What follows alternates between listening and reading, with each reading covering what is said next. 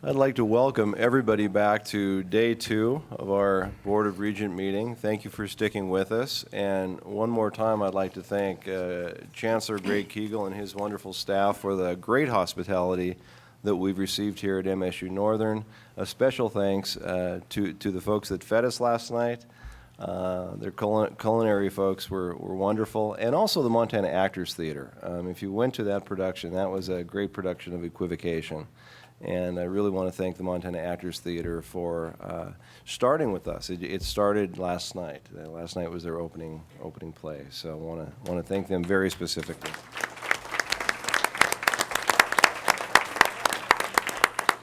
And a little bit of apology for everybody, to everybody here starting 5 or 6 minutes late. We had a wonderful breakfast this morning with community leaders from Havre and the High Line, and my goodness, I don't even know how many people were there. We had to have 50 or 60 people there, so we did enjoy that time with them, and but we're a little late in starting, so my apologies as chair for that. But with that, let us begin where we left off yesterday.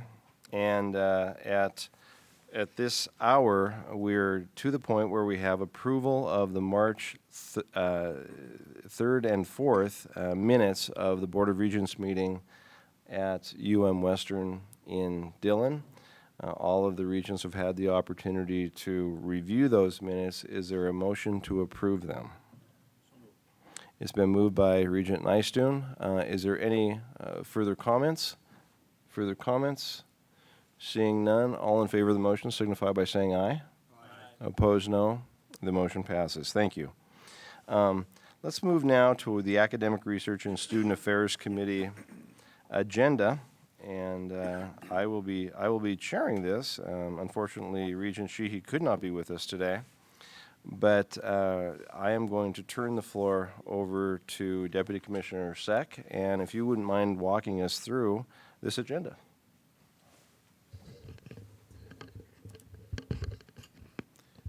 Thank you, Chairman Tuss and members of the board. As you recall, at the March meeting, this board approved our new academic planning and approval process. Wednesday of this week, we began that process with the meeting of the chief academic officers. What we're about to enter into now is a conclusion of the old process. So it's my pleasure to introduce the level 2 proposal items which came before this board last February. They were reviewed last February by the chief academic officers. They were subsequently reviewed by the ARSA committee via its phone call, and then by this board last March. This meeting concludes the two-step process where the level 2 items are listed on the consent agenda for approval by the regents. These level 2 items include items from Missoula, MSU Bozeman, and Montana Tech. Mr. Chair. Thank you. Is there any interest in removing any of the items in that consent agenda item from members of the board? There are none. I'm comfortable moving forward with that for a vote later on. Okay, thank you. Deputy Commissioner. Mr. Chair, members of the board, the next item is an action item.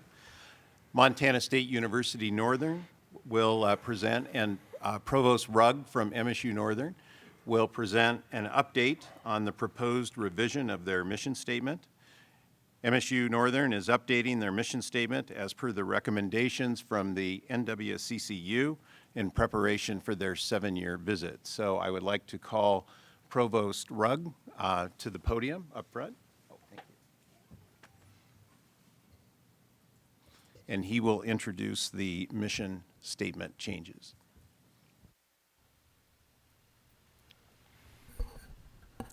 Good morning. Thank you, Deputy Commissioner Seck, Chair Tuss, and Board of Regents members.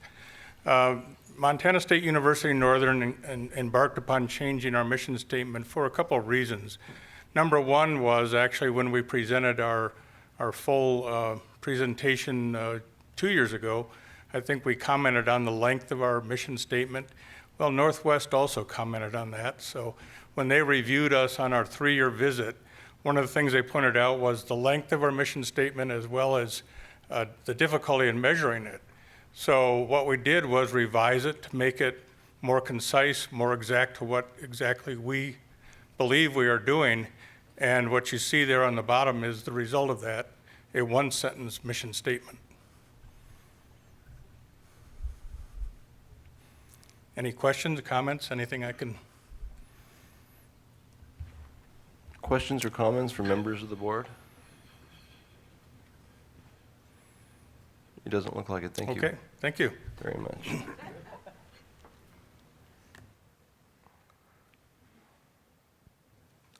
Mr. Chair, the next item on the agenda involves a panel featuring 3 superintendents representing rural school districts on the High Line. And so I would like to ask our 3 superintendents who are present, Superintendent Carlson, Superintendent Moore, and Superintendent Rasmussen to join us at the head table.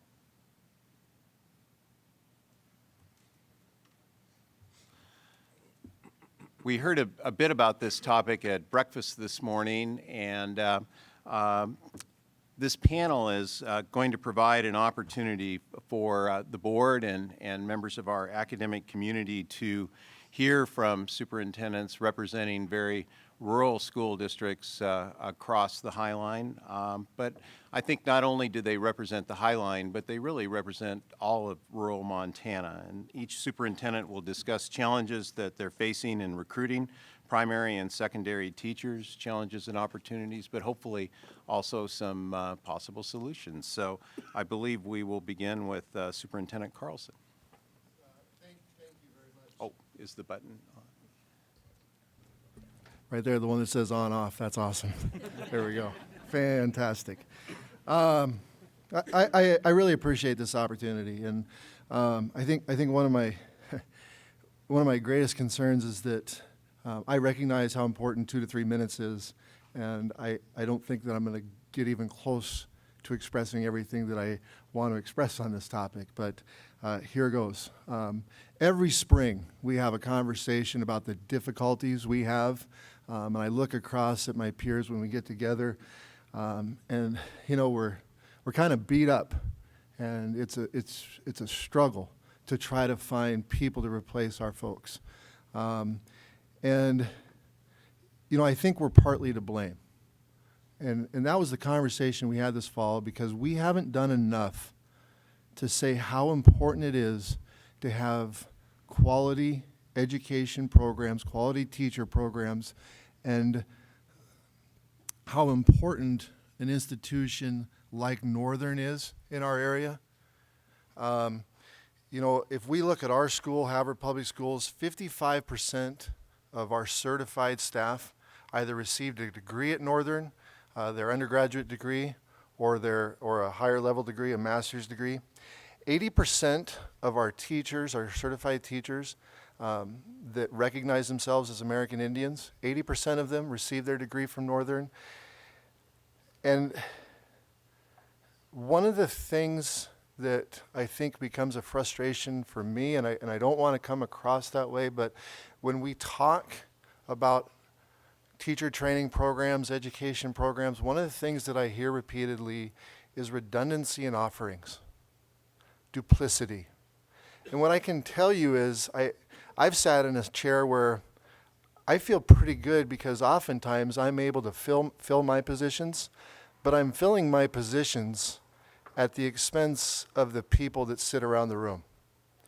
I'm stealing math teachers. I'm stealing English teachers. And then I look across the table, and it's from the folks that are my colleagues.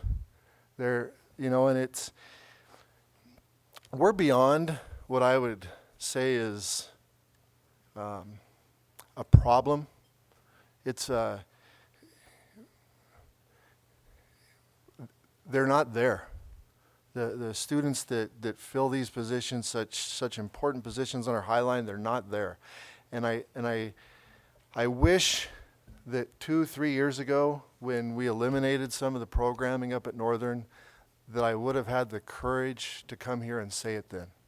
And I don't understand everything that happens. I don't understand all of the intricacies of higher ed, but I can tell you this, and we heard it this morning, when we get people up in this area, when they see what Northern is, when they see what the High Line is, we have a chance to keep them.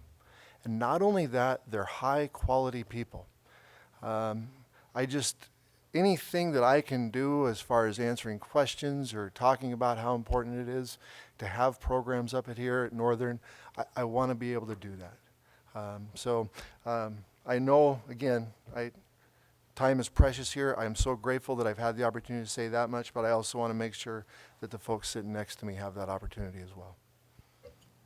Thank you very much. Superintendent Moore? Like Andy said, thanks again for this opportunity. We greatly appreciate the time.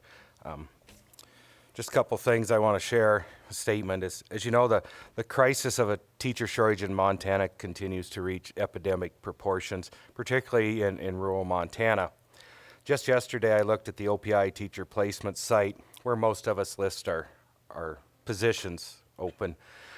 There were 635 new job listings in the last 90 days. In the state of Montana alone. I think it's safe to say that there are not that many new graduates in our university system to fill those positions. Today, we rarely get applicants for any teaching jobs in our rural schools. 10 years ago, the prospective teachers came to us, and filling positions was a much simpler task.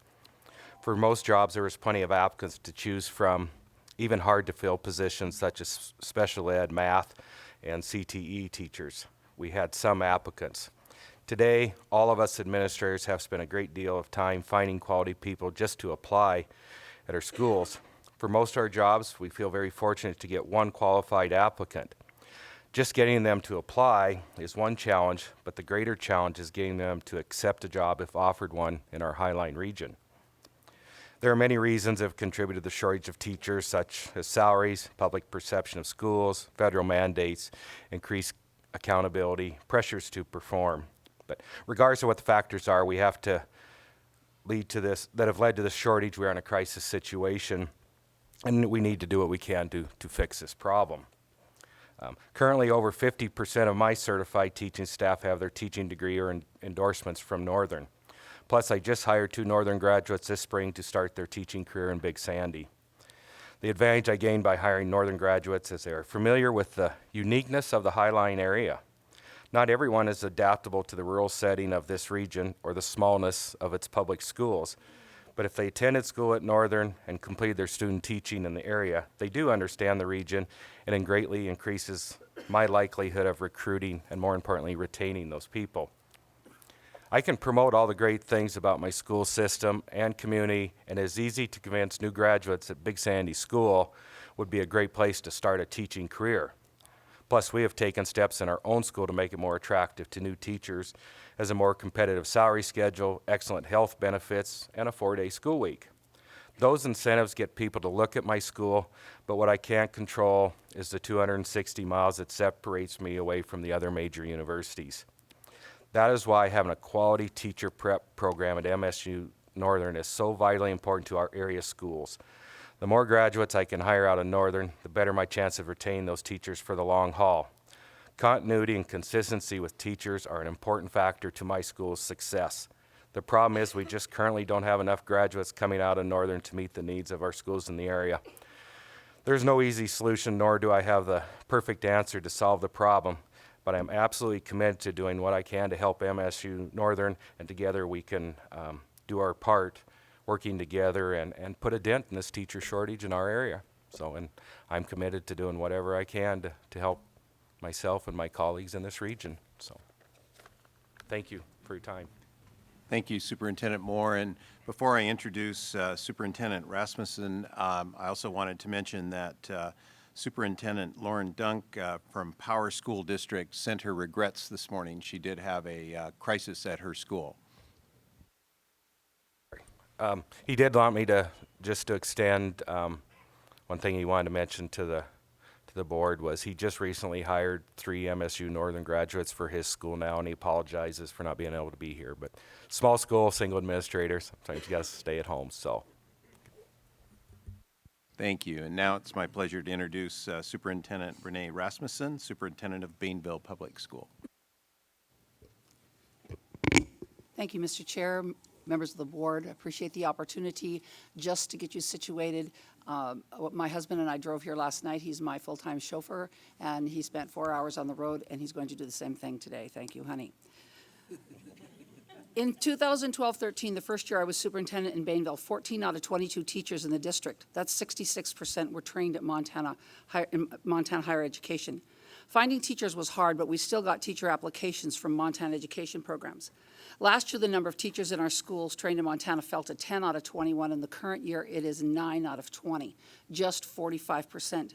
In the 4 years I've been in Bainville, I've hired teachers trained in Idaho, Utah, Nevada, Wyoming, California, North Carolina, and Texas. Our biggest trainer of teachers, however, is the 100% online programs local residents can access without leaving home. No in-state school offers programs that allow our potential teachers to live at home and get their degree. Montana schools are being left out of all the money those individuals are spending. In 4 years, 5 endorsements have been earned in Bainville through programs that are 100% online. My first 2 years, 2012-13 and 13-14, we attended the career fair in Bozeman, but we had no candidates interested in our openings. The common reason offered was each wanted to stay close to Bozeman. In fact, they expressed no interest in a job further east than Billings. We quit attending. Other schools in northeastern Montana continue to attend either Missoula or Bozeman, but have experienced similar lack of success and interest from teacher candidates. This year, some of my fellow superintendents reported no single teacher stopping at their tables of eastern Montana small schools. Of course, if they would have had a 4-day week, that might have been different. Even western North Dakota career fairs yield almost no candidates for eastern Montana. One school down the road from me has ceased all recruiting in Montana and now recruits solely in a state east of us where the superintendent has connections. Bainville now recruits through other means. We do not, like Brad, we do not wait for candidates, but we cold call everyone who has a current resume on OPI or obviously more successfully through Teachers. Well, if I've outlined the problem, what about a solution? And I believe any solution must be multifaceted. I believe the teacher education program needs to be innovative to meet the needs of the potential clientele. In addition to traditional brick and mortar programs for traditional students, which we need on the High Line, I'd like to encourage the Board of Regents to not just replicate other programs available in Montana, but to tailor new programs to meet the unique training needs of the schools that form the High Line. Ideas that could offer real help might include online programs for those who are non-traditional students who are ready to enter the teaching profession, targeting recruiting efforts to potential teacher candidates with the help of the schools being served so that those students might return to their hometown, the implementation of rural teaching cohorts, and the offering of programs designed to help rural schools find or create multiple endorsement candidates. Finally, we need locally grown teachers. Both of these gentlemen spoke to that. We need people who understand what it is like to live on the High Line because it is unique and, frankly, I think extremely beautiful. By the way, I did get my teaching degree here at Havre. Others simply are not staying in our community. Over the last 10 years in Bainville, we've had 39 staff turnovers based on a staff of about 20. Kindergarten has had 5 teachers in 10 years. First grade 2, second grade 4, third grade 4, math 6, science 4, ag 5, music 4. Now, no one that I know expects the Board of Regents to solve the crisis, and that's where we are, in a crisis.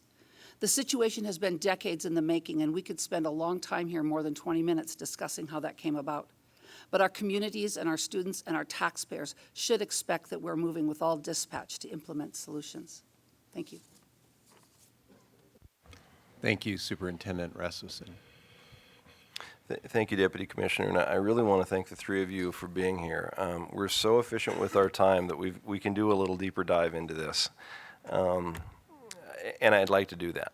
And you approached me last November about this issue, and you provided me with a very convincing argument that this really rose to the level of this panel here in front of the Board of Regents. And so thank you for bringing this to our attention, and thank you for being here today. I think this is super important.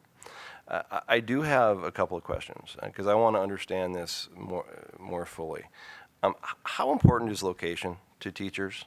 I have to, in terms of the school that we're at right now, in terms of MSU Northern, when I think of Bainville, when I think of Havre, of course, when I think of Power, when I think of Big Sandy, how important is it to have those secondary and primary education programs that you pull your teachers from located in your backyard versus simply having a policy board like the Board of Regents saying, we've got a program in Missoula, okay?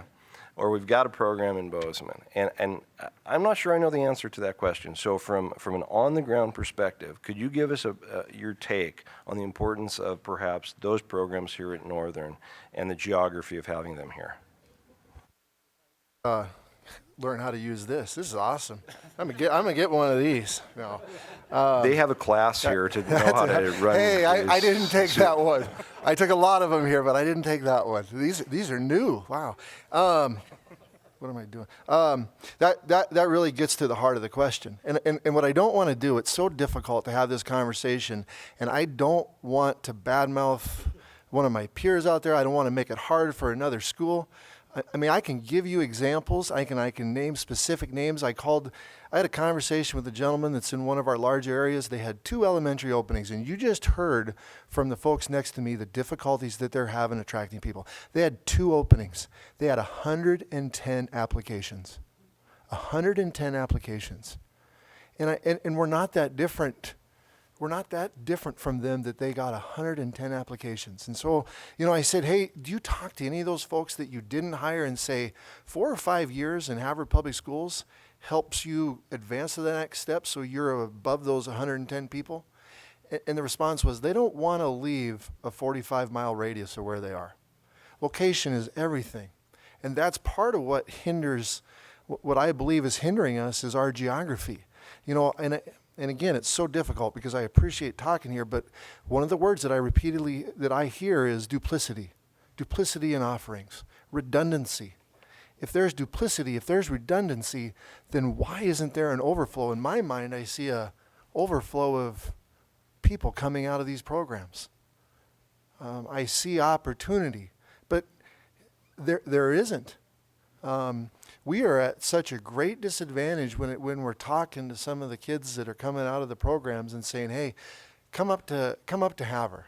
Well, the first thing you hear is it's cold, it's windy. I'm a transplant, and I would have never known about Northern if it wasn't for Northern's education program. That's what brought me here. I mean, more or less. I knew they offered what I wanted my degree in. And I came here and I found out, hey, this is a pretty great place. All those things that we heard from the people that live here and work here, all of those things that we heard this morning, there's some great opportunity. And there's the people here are wonderful people, but unless we get you up here and you have a chance to see it, it's not going to happen. I'm not even making this up. We went for the first time forever, we went to the career fairs. And we talked to one of the folks that was applying in one of the areas we had opening, and our assistant superintendent said to the young man, have you thought about the High Line? And honestly, the kid went, I'm not going to come to the High Line.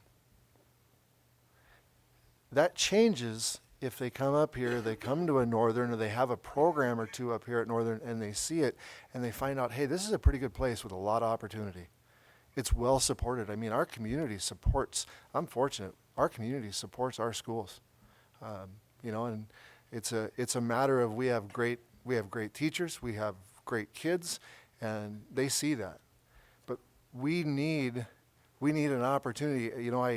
I hear things like duplicity and redundancy, and I don't want to live on that because they're right. It doesn't just sit at this table. It's a multi-tiered fix, in my opinion. But one of the fixes is here, because I hear redundancy, I hear duplicity, but at the same time I read articles and I hear about innovation and I hear about new things, but it's geography based. We need innovation and we need new things, and we need them up here on the High Line. And it's not just for Havre. It reaches across the entirety of it. Brad? Well, on location, I think I bring a unique perspective when I'm looking for teachers. One, I'm a 5th generation native Montana, all in the Gallatin Valley. I mean, we're hardcore blue and gold Bobcats, my family, always have been. So it's a dear place to me. I've been at the career fair there probably longer than any superintendent, ongoing in the last 10 years or so. And I've hired many teachers there. And I had visited with lots and lots of great people there. They came up to my schools. They spent some time in the community. And as I stated, I couldn't, despite even my experience and all that, I couldn't sell that 260 miles in between us. And that's how things have changed in the last 10 years. When I started my career, you had to go out east and get your job and work your way back. So the importance of having a program here so those people understand this region. All my positions this year we have hired, even some that if we've hired from the other universities, have ties to the High Line. That's been a commitment with my own school board and my community and myself. That's how we're going to try to keep people. So the more we can do here, the more it helps all of us in the area. And like I said, I'm all in to doing whatever I can to help in that mission here. So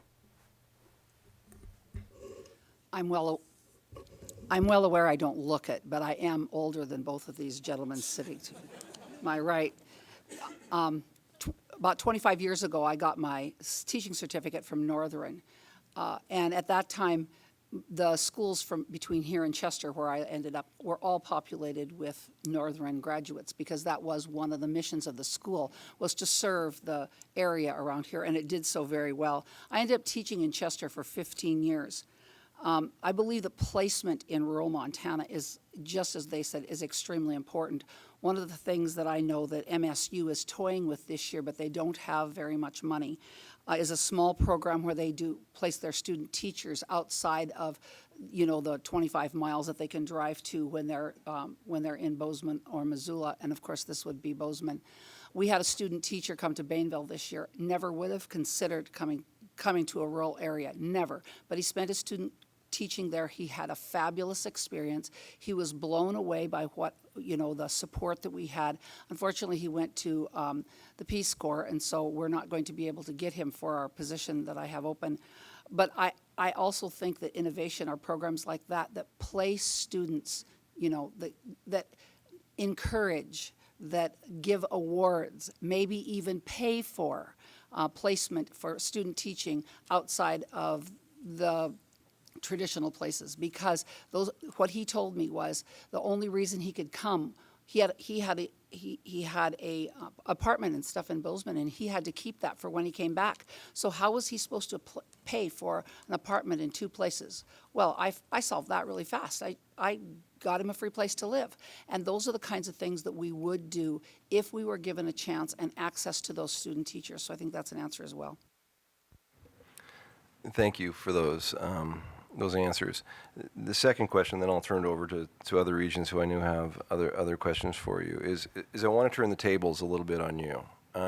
What can you be doing to help solve this problem? Because my guess is that this is not a one-way street. When I think of K-12 within the context of this type of an issue, you're the farm program. You're feeding folks to the university system.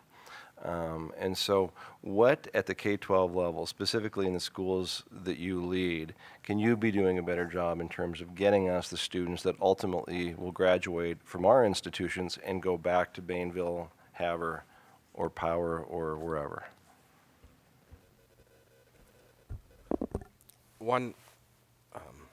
And Renee mentioned it a little bit, one thing we've talked with my board about and really want to do, and it wouldn't it'd work well with any of the university systems here. We're willing to invest and pay for that student's semester of student teaching, find some housing and all that, serve it up as a scholarship or whatever, to bring those kids to our school and our community. I can remember how expensive student teaching was, especially if you were a long ways away from home and all that, and help them with that experience. That's a small investment on our part as a school to potentially have that person back in our system, especially if it's in a high-need area.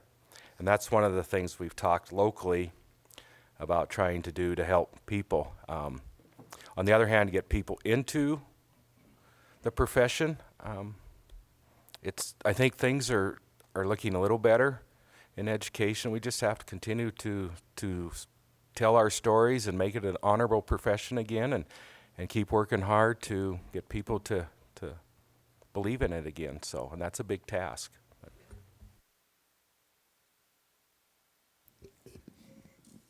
I'll be quick. Bainville has started a mentoring program through the New Teacher Center and through what OPI offers, and I'll tell you what, that has made a tremendous difference.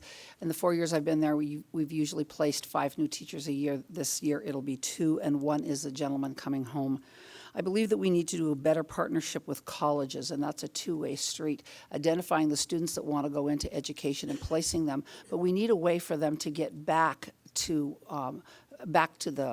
our areas so that they will teach, locally. Maybe it's a gal from Bainville, maybe it's not in Bainville, maybe it's in Culbertson or Freud or Wolf Point until they can find the job that they want.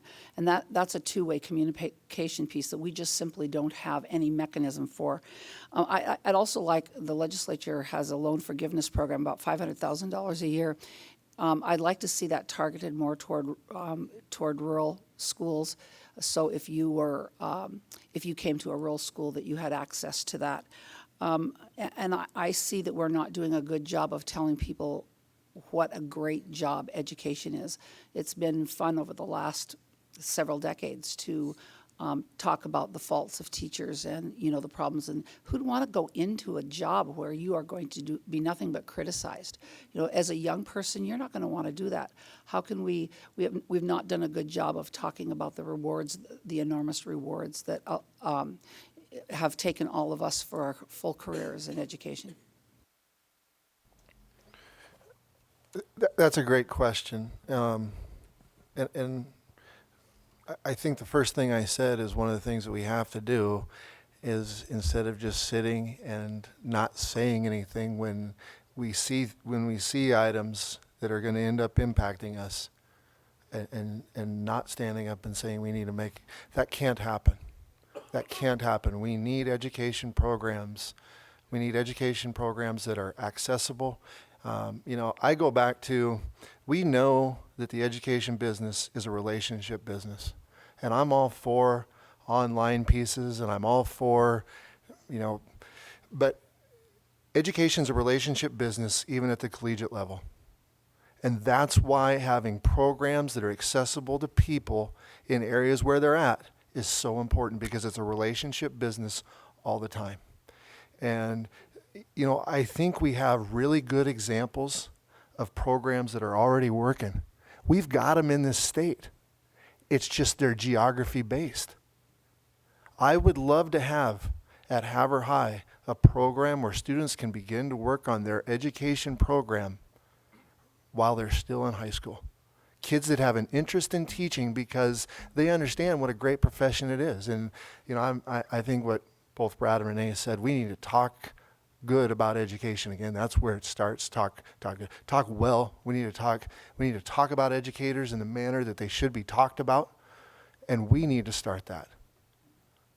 It has to start here, but I would love to see kids that are interested in high school and going into this program have an opportunity to do that, and it's happening already. It's not happening everywhere. And so we have examples that we can duplicate. We just need to be able to do it. Thank you. Regent Nystuen. Thank you, Chair Chuss. Thank you, Superintendent Carlson, Rasmussen, and more. It's a compelling story you tell here. I'd like to rewind the clock about 20 years ago when my wife was a stay-at-home mom. Had the good fortune of doing that, volunteered in the local schools. It was a great experience. One day she got a call from the superintendent and said, "Kim, we need a long-term Spanish teacher fill-in. Would you consider coming into the classroom for the remainder of this school year to teach Spanish? We know you have a degree in Spanish from University of Montana in journalism, but not a teacher certificate." And she said, "Great, I'll do it." She loved it. I said, "Kim, you got to come back next year, but you've got a license issue. You're not licensed to be a teacher." They said, "We can give you a provisional certificate for a year or two." I can't remember the time. So she sought out University of Montana, her alma mater, Montana State, and really, quite frankly, sorry, presidents, didn't get a very good opinion of how you'd connect the dots to go from being a stay-at-home mom that is fluent in Spanish to the point where she could teach Spanish in the schools. So story is, call MSU Billings. So she did. We got in the car, drove her to Billings, and spent about a day there, and they said, Kim, we've got the solution for you. We're going to do this class online. We're going to do this one through the internet. We're going to do this one. You go to FECC and pick up a couple classes, and at this point in time, you should have your teacher certificate. She did it. It was great. She was able to do it and still allow us to have our personal life and to stay in the classroom to teach children. But my point is, I bet there are people in your communities, in your geographic area, that you wish you could have in the classroom that have some level of business acumen, teaching acumen, great with kids, but the barrier is ultimately a piece of paper and a certificate that needs to be done here. And I'm not suggesting to Steve York and Denise Juneau that you need to dial back your standards for that.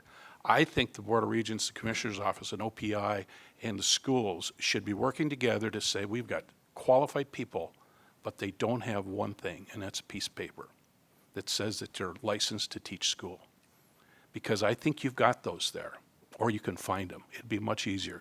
I don't know what's out there right now from OPI and from, from Montana Western and MSU Billings and so forth, but I think there needs to be a lot further clarity and opportunities presented before our people here, especially along the High Line and our rural parts of Montana, to say we can help bridge that gap if we put our heads together, come up with a solution. So sorry for the editorial, but I think we can do better, and I would offer that as a suggestion. Thank you. Regent Lozar? Mr. Chair, Superintendent, thanks for coming today and sharing your story. I know I can just tell in your expressions that this is something that you're extremely passionate about, something you're really, really frustrated with. And I think you're doing the right thing coming to this table and talking to us, because the Board of Regents and higher education institutions are one part of the one piece of the puzzle on solving this crisis. I think when we're talking about using the word crisis, a teacher shortage crisis, it's a crisis for a community. And I'm really curious, some of the work that you've done within your community, maybe not inside the classroom or on your boards, but inside or throughout the rest of your community to help try to solve this issue. We've talked a lot about location.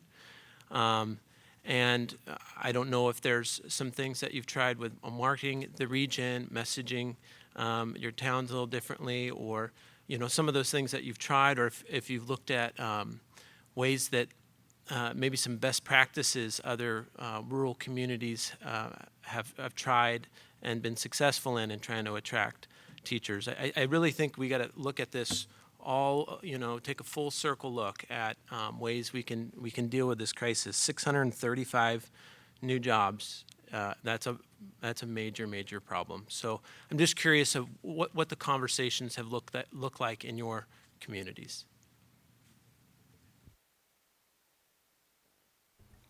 Yeah, the great points, and I agree 100%. I'm very involved in our local chamber too to help be part of selling our town. We have to. I mean, I live there by choice. I love where I live, and I want other people to feel the same way. To address what you said too, I've brought those stay-at-home moms into my classroom. I'm currently paying for 3 endorsements at 3 different schools in this state, all in the state, for various things in hard-to-fill areas.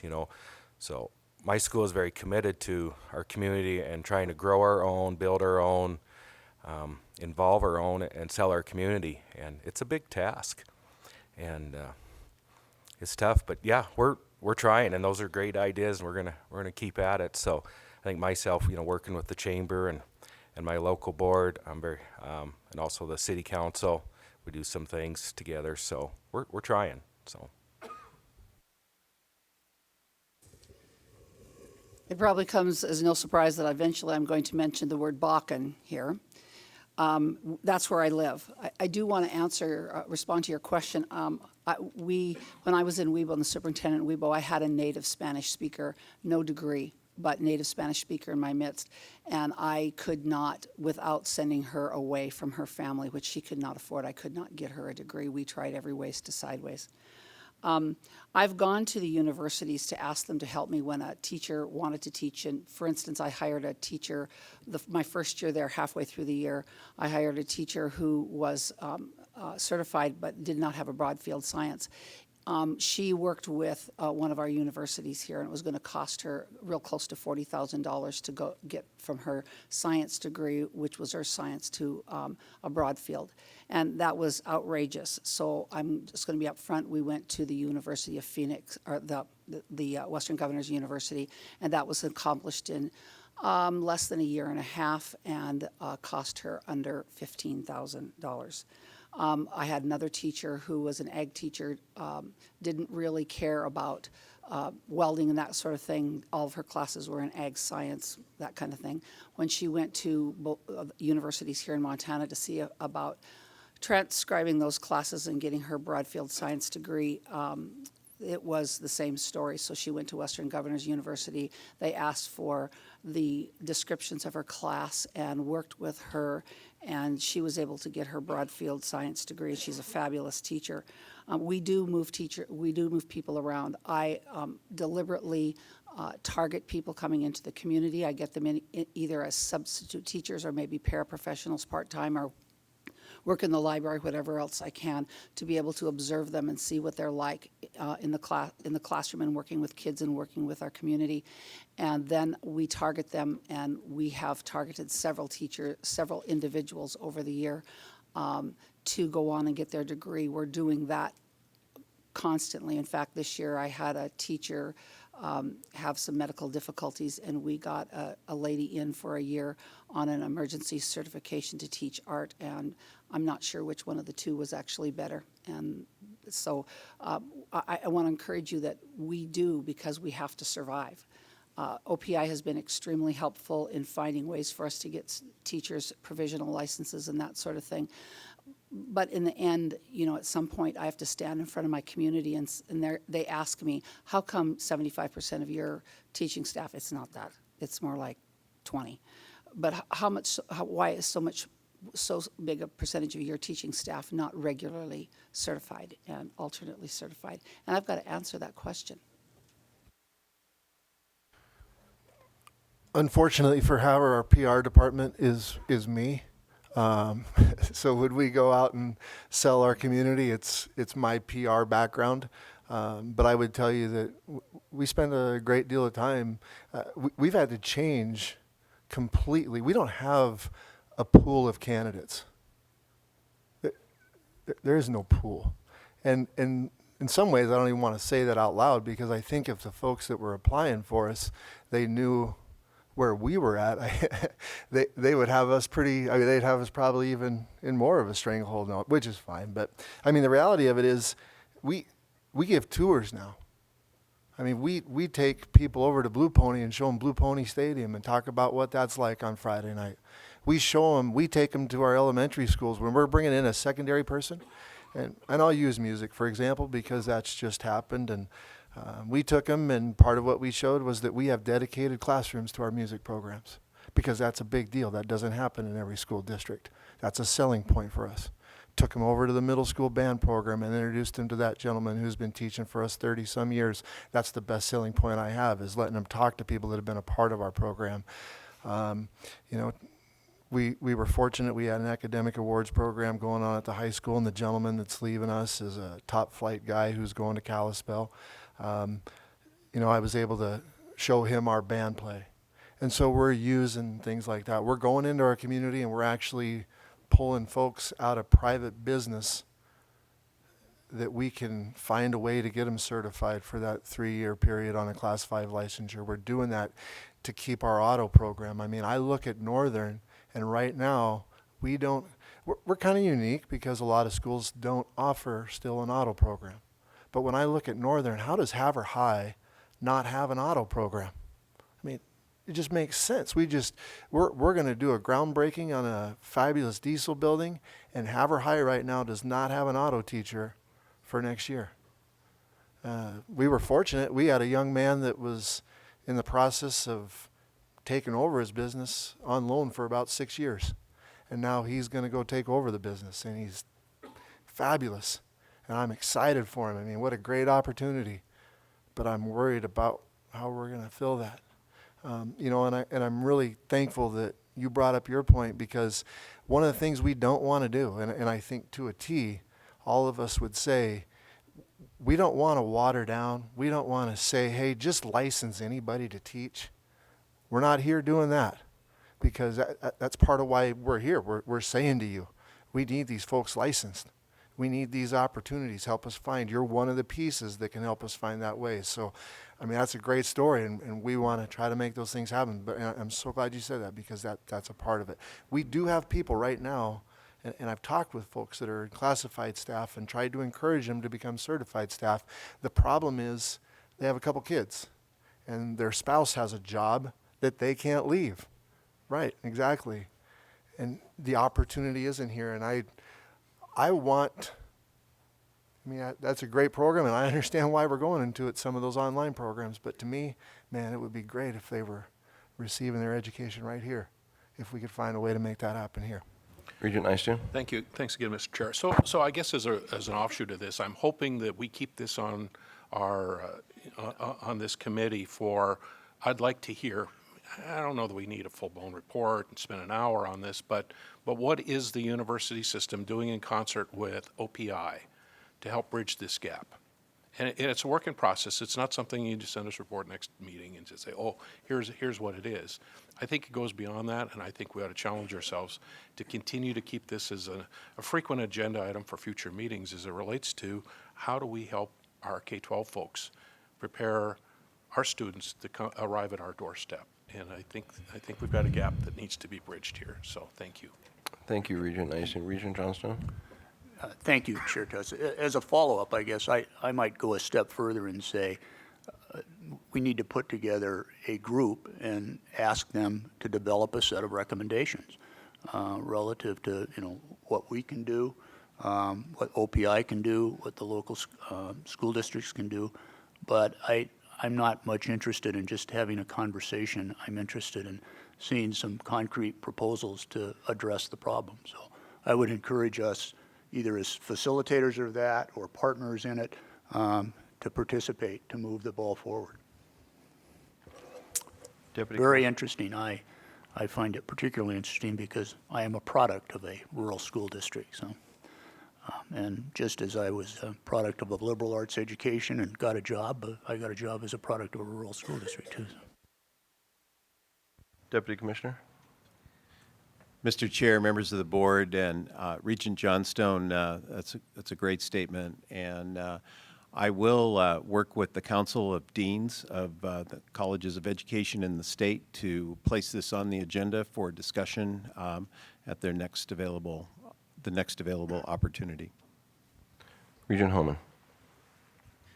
Thank you all for being here, and it sounds like there's going to be some action taken on this, which might make, to a certain degree, my question moot. But I guess I'll preface this by saying both my parents are K through 12 were K through 12 educators, and my mom in particular had a real affinity for. I mean, I'm talking really rural, like a one-room school in Warwick, Montana, rural. So I guess I feel like there is, and I certainly understand what you're saying, and I do agree that students are shifting away from wanting to move to rural communities even for a short period of time, and I also really understand and appreciate what you're saying about increasing programming in places like Havre so you can have access to those students. But it seems to me that there are probably students in certainly our two big flagship institutions that have an adventurous spirit or have a connection to the plains or have that rural spirit inside of them and maybe aren't getting tapped into it or don't even maybe necessarily realize how much of an opportunity there is there. And so my question to you is, do you have enough, or do you feel like you have enough connections with the faculty in the education departments at the bigger education programming that are communicating that message? At Bozeman, absolutely. I'm a product of Bozeman. 2 degrees there. Good relationship there. I appreciate everything they've done, and I work very hard recruiting out there too. So, yes, from there, just because of my background, I don't do a lot of experience with the other bigger university. I have several teachers from there, but I do spend a lot of time with Bozeman on that.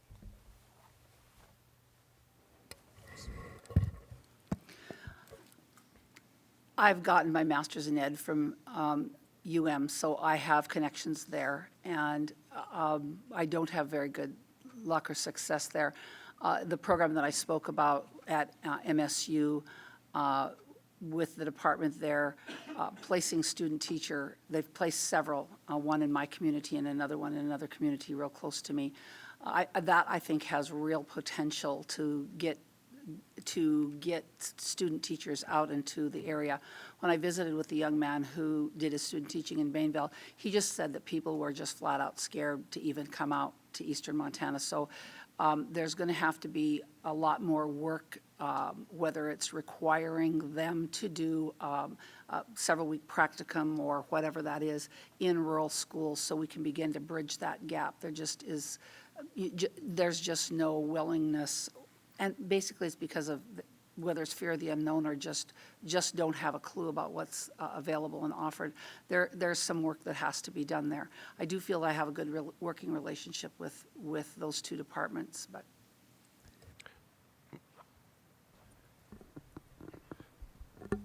The answer is, I mean, we do have a relationship. I can tell you this, telling a story and having somebody come and visit for a day or two isn't near as effective as coming and spending a winter and finding out that you're not going to, I mean, that's the reality of it. I mean, we're talking reality, and I don't say, you know, it's the truth, though. It's not, it's a great place. It is a great place. And when you start to plug in and you start to meet some of the people here, you work with some of our students and some of the people that you are going to end up teaching with, that's where the difference is made. So, you know, we can go and we can talk. And like I said, we haven't been to job fairs. We just quit going. It wasn't worth our time. And honestly, after going this year, we probably won't go back because it's not worth our time. And I hate to answer that way, but that's the truth. We have time for just a couple more comments. Mr. York.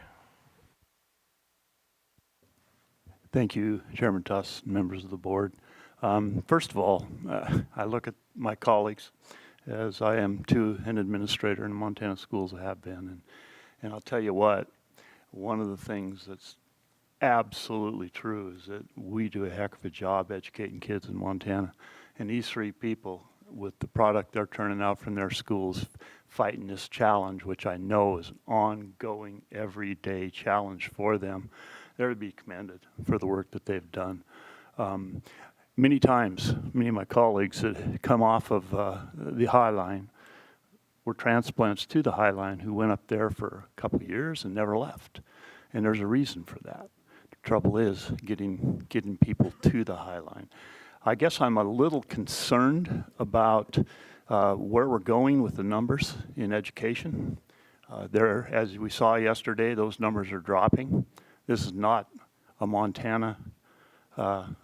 We don't hold the only place in the nation that does that. It isn't that problem. It's a national trend, and that is concerning. Superintendent Moore mentioned a lot of things that were probably accurate to why it's happening. But I will mention and tell one little story that I think that the university system can be aware of, and that is related to speech pathology at the University of Montana, which was dropped in the late 80s due to the fact that there wasn't a large enough enrollment to sustain the program. It took us 15, 20 years to get that program back. We had times where we had 24 speech pathology openings in the state. We couldn't fill them. The point is that there are times maybe when we have to supplement and we can't drop a program because we can't generate enough. If you've got 6 students in Northern's CTE auto program and that can't sustain itself, maybe we need to supplement that because those 6 students are the ones that they have to have. And so if it's a need in the state, then maybe it shouldn't always have to be self-sustaining within the university system. And so CTE is one area that it is the future, it's what's going on nationally, and we can't find those specialists. Can't find them at all. So we have to do something to decide why we're losing students and why why we can't grow these programs. One of the things, and I'll mention it, is pay. You know, when that student graduates at Missoula or Bozeman and they want to go up to starting salary that Superintendent Moore can offer at Big Sandy, and they say, I'd rather stay in Missoula, I can wait tables and make that kind of money. Those are the challenges we face. We do need to work together, and that is happening, but we need to step it up. So, thanks. President Engstrom. Thank you, Mr. Chair, members of the board, and thanks for the very good conversation. One mechanism that our College of Education is putting into motion are 2+2 programs where it can be done totally on site. So we have one through FVCC now, Jane Karras, and that's operating this year. So they can do the first 2 years at FVCC, and then the second 2 years to get to the teacher preparation part is also done on site using technology, using visiting professors, things like that. And next fall, we'll launch that with Blackfeet Community College, which is in a very similar situation in terms of struggling to get good teachers. So I'm wondering if a mechanism like that, working through Northern here, might be an option that all of us can explore together. And I do think it's, Deputy Commissioner Sack, an opportunity for the whole system to work together. And we don't need to necessarily do this MSU versus UM, but I think we have a very good Council of Deans of Education that could put that kind of a model into place. And at least, you know, people could gather here in Havre up along the High Line and do a 2+2 approach. So that might be a mechanism that could work. So, thank you. Thank you. At this point, I just want to thank you. This has been a great, robust conversation, a conversation that I view as the beginning point for a much deeper conversation about how we work together to make sure that you have the people in your school systems that are going to be teaching the people that ultimately are going to be coming to our school system. And it's an important issue, and thank you for bringing it to our attention. Thank you for traveling today, with apologies to your husband, who's has to go back now to Bainville, correct? Yep. Well, on behalf of this entire board and the university system, thank you for being here today. We really appreciate it. Thank you. Thank you. Thank you.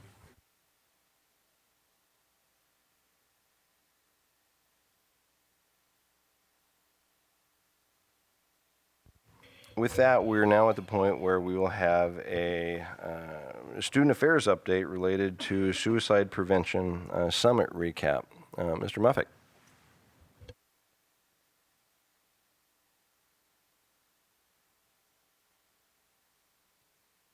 No?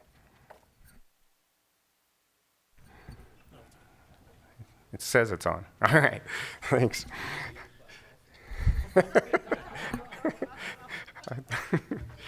Good morning, Mr. Chair, members of the committee. As you're aware, 1 year ago, at the direction of Commissioner Christian, we began the Suicide Prevention and Student Mental Health Initiative. And also, as you're aware, Montana currently has the highest suicide rate in the nation, and we've been in the top 40 for states, or top 5 for states in the last 40 years. And we've seen a significant increase in the usage of mental health services at our campuses over the last few years. The data we've been looking at shows a 16% increase in mental health services in the last 2 years alone. Some data I've received from Mike Frost, who's the head of the counseling center at the University of Montana, for example, said that of the number of students who come into the Curry Health Center for assistance, medical and or psychological, 55% of the visits into the Curry Health Center are for psychological issues. Just kind of framing or providing you some scope for the issues that we're facing. So under our initiative, we formed a task force with representatives from all campuses, and we have several working groups within the task force addressing the issues. The cornerstone to our efforts for the task force was to host a summit, a system-wide suicide prevention summit, first of its kind. It was hosted by MSU Bozeman, February 1st and 2nd. Thank you to President Cruzado, Chris Kearns, Matt Kairos, and the MSU staff for hosting an amazing and impactful event. We expected about 150 attendees. we had over 300 attendees. We had individuals from the MUS, community colleges, tribal colleges, community organizations, and the public. It really was an indicator to me of the need for answers and the thirst for information that we see across the state. We had 4 different tracks that were available for attendees. We had a clinician's track, a student track, a faculty, staff, and an administration track. We want to make sure we covered all our bases of everyone that would be involved. We brought in national experts, 3 different keynote speakers to give the national perspective. And then we also had breakout sessions that were hosted by our system experts and solicited input from a broader scope of people for our task force. We want to make sure we have as many people as we can under the tent in the development of our best practices and recommendations that we're working on as a task force. Give you some quick data here. The summit, we considered it a major success and really benefited those who attended based on our post-summit survey that was completed. 83% of the survey respondents agreed or strongly agreed the summit enhanced their skills. 93% agreed or strongly agreed the summit will benefit their work. 89% agreed or strongly agreed that they would recommend the summit to a colleague. And 93% shared information from the summit with others on their campus or in their community. So we feel we accomplished our goal of providing an educational and useful venue for everyone to address these issues. But we really are cognizant of the fact that we don't want, so many times it seems like you have a summit or a conference and that's the pinnacle of your efforts and then it kind of drops off after that. And so we're really cognizant of that. We want to build off that and have some momentum that we build from. And so we still have working groups. We had 5 working groups originally and one of them was the summit planning group. And so they've completed their charge. But we still have a primary care work group, a common training work group, a lethal means management work group, and a data and financial work group. And these individuals are subsets of our task force. They've been working on these issues for a number of months. We're at the point now where they have their best practices or their recommendations pretty well formed, and now they're going to come back to the full task force and provide the full task force an opportunity to weigh in and approve, basically approve that the task force is in agreement with their recommendations. Then we're going to take those recommendations to the chief student affairs officers and have them vetted through them as well.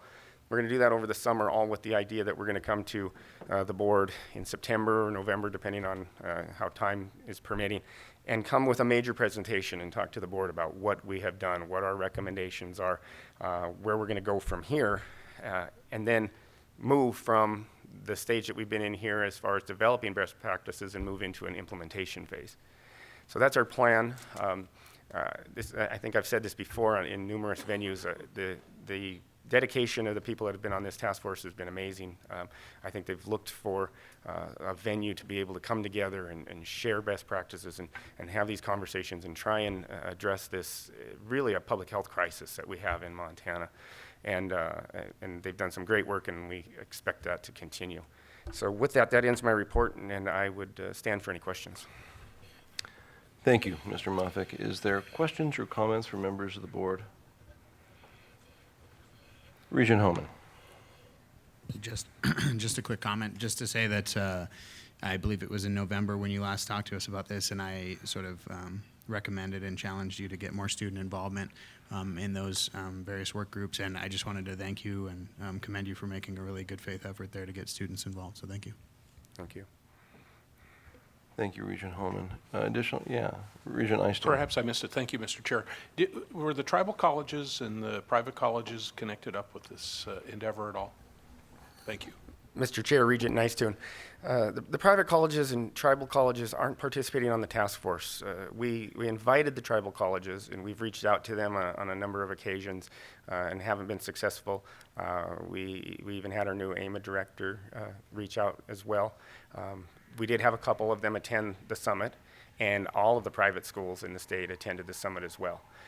As far as the task force itself, we're looking at it as a Montana University system initiative, but we'll certainly share that information with the private schools. There's been a lot of sharing going on throughout the state now. I was just at a meeting a couple weeks ago with the Office of Public Instruction, DPHHS, and a number of not-for-profit organizations where everyone's kind of coalescing right now and trying to address this issue holistically rather than each of us in our silos. And it's been promising. Regent Lozar. Thank you, Mr. Chair.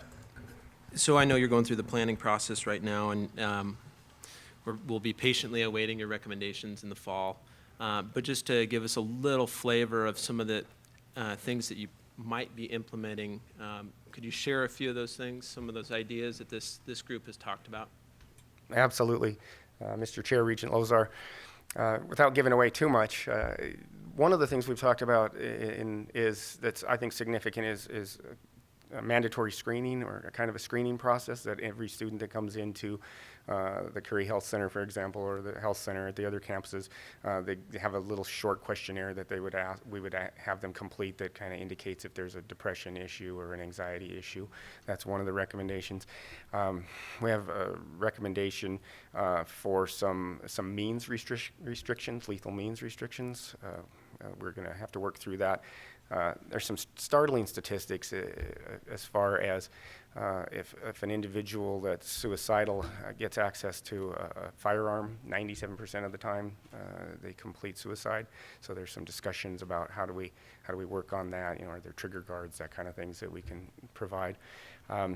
Another discussion item, and we kind of get into that issue where's the funding going to come for all this? But having a mental health licensed counselor on every campus. Some of our smaller campuses don't have that. They refer out to the private sector. So that's another option that we're looking at. And then common training. We're looking at making sure that everybody's got the same kind of training process for faculty and staff to the QPR training, for example, which is question, persuade, and refer, is another thing that we're looking at, so that all the campuses, staff, faculty, students can have that training to assist their colleagues. Additional comments or questions? Ron, thank you very much. Appreciate Thank you. that. I believe we're at the AMA update. Is that correct? AMA update? American Indian and Minority Achievement update. And here to lead us through this effort is former chair of the Montana Board of Regents, Angela McLean. Welcome. Thank you for being here. We're having a problem with the button there. So I'll begin again. Thank you, Mr. Chair, members of the board. It's really nice to be here with all of you, and thank you, Chancellor Kegel. It's good to be up here on your campus again. It's just as beautiful as I remember it, so thank you for hosting us once again. Mr. Chair, if I could, for just a moment, reflect on the conversation you had with the superintendents just a few moments ago. When I came into this post, I was invited by Dave Pooyer from the Montana Rural Education Association to participate in a conversation titled Rise for Montana. And that group is doing work as a partnership with all of the folks in the K-12 conversation to address and mitigate the conversations that you had at this table around marketing our communities to prospective teachers, around navigating the licensure standards in Montana. And right now they are at the research and data phase. And so there is a lot of great work already being undertaken in that regard. And I would be happy to loop in with the Council of Deans and Dr. Seck around making sure that we have a healthy and robust pipeline in an effort to make sure that we have teachers teaching our students to feed the Montana University system successfully. So we have had the opportunity over the course of the last close to 5 months to really move forward a very robust and aggressive agenda.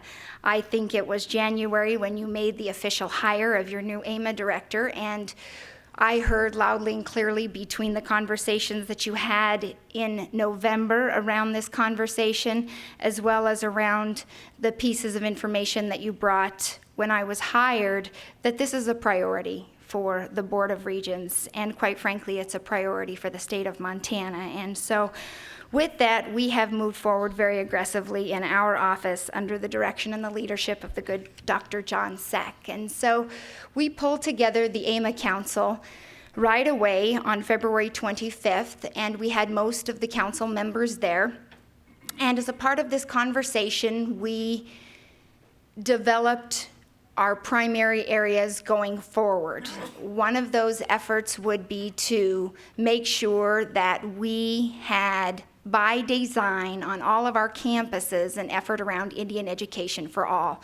The Office of Public Instruction just did a study that they paid for, and they gathered a lot of useful data around how our teachers, how our administrators, and how our students seeing and using Indian education for all. And so it was some of the first data that I had seen, and I had been a 20-year classroom teacher, and so it's very exciting.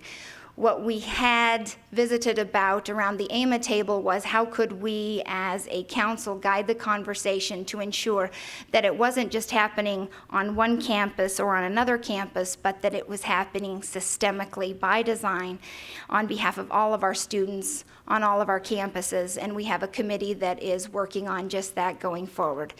Additionally, one of the other conversations we had was how do we cultivate a campus climate that exists by design in an effort to support our American Indian and minority students across the Montana University system. And we want to make sure that they're culturally responsive, and we want to make sure at the end of the day that the students, wherever they go to school, understand that here are the people that they may need to go to, and make sure that they don't have to wander about aimlessly for too long before they are provided guidance and instruction. And basically at the outset, like in an orientation, make sure that they and their families are provided perhaps with a short list of folks that they could go to by design. And then finally, one of our primary goals of the AMA Council going forward would be to grow dual enrollment opportunities for our American Indian students across the campuses in the Montana University system. Now, naturally, it would seem that we would have a easy effort with our tribal colleges, and we do have some work happening within our tribal colleges around dual enrollment. Fort Peck has agreed to share some of their data, and they have participated in the credit for credit coupon piece of this conversation, and that's very exciting. But right now, without a specific data collection system that our tribal colleges participate in, we have no way to track that data right now as to how many students are taking dual enrollment classes through our tribal colleges. We do have an effort, though, underway, as you know, very robustly in the Montana University system, and we continue to grow those numbers very rapidly, and it's very exciting to see. And we're trying to engage the tribal college presidents in a way that we've never engaged them before in an effort to grow those numbers of students who are taking dual enrollment classes on their campuses, but also the students who will take dual enrollment through the Montana University system, perhaps in partnership sometimes with our tribal colleges. Go on to the next slide, if you will. One of the other undertakings that we took on over the course of the last 5 months was we worked with the tribal colleges in arranging our tribal college visits, and this was a priority. And really, it was a next best step to some of my last visits to Indian country when I was working as your lieutenant governor. We visited with 6 of the 7 tribal colleges. The only one that we were not able to get to was Blackfeet Community College, and we will touch base with them here in the next month or so. Some of the items that emanated and rose to the surface of each of those visits were the ability for our campuses to participate in Common Course numbering and the National Student Data Clearinghouse, and we have a willingness amongst our campuses to move those conversations forward. And I think that the American Indian Higher Education Consortium is very excited about the tribal colleges in Montana moving forward and into the National Student Data Clearinghouse. And so I think that we'll see some movement there, and at the end of the day, that's really going to be critical for us in collecting and making use, more importantly, of the data that we have. And then finally, the tribal college work with Complete College America around math pathways, and there was an interest expressed through Complete College America to work with our tribal colleges here in Montana. As you know, our tribal colleges, like our campuses within the Montana University system, are doing considerable work around math pathways and reducing the amount of math remediation that needs to take place.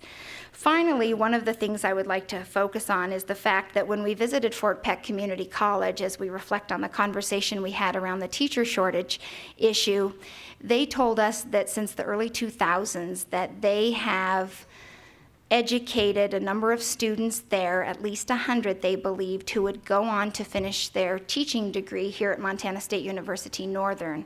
And without a doubt, a number of those students are in the pipeline and in the classroom up here teaching the students along the High Line. And so that's very exciting, and we want to see what we can do to partner with them and with Blackfeet Community College and with Stonechild and with Ani Nakota to see how we can't make that happen more by design across the High Line, to make sure that there is a feeder program or perhaps more 2+2 efforts going on in an effort to make sure that we have high quality instructors meeting the needs of our K-12 students all across the state of Montana.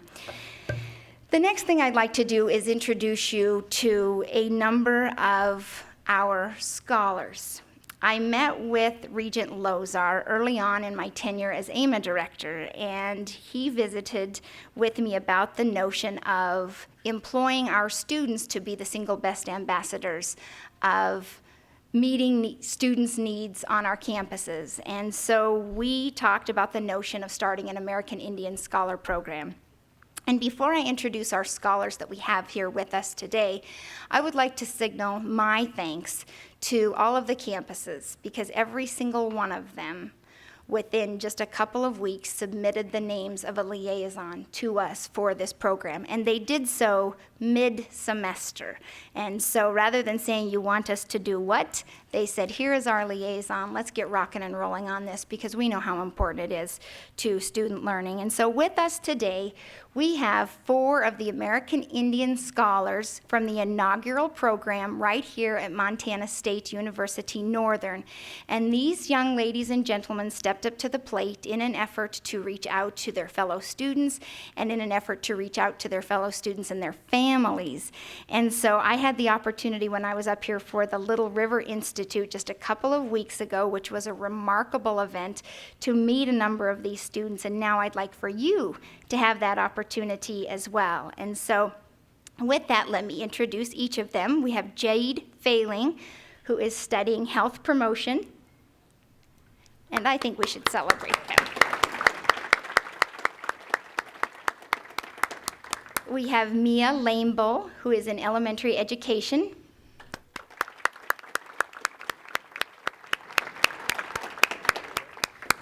We have Victor Gahn, who is in biology. And Seth Allen Doney, who is in graphic design.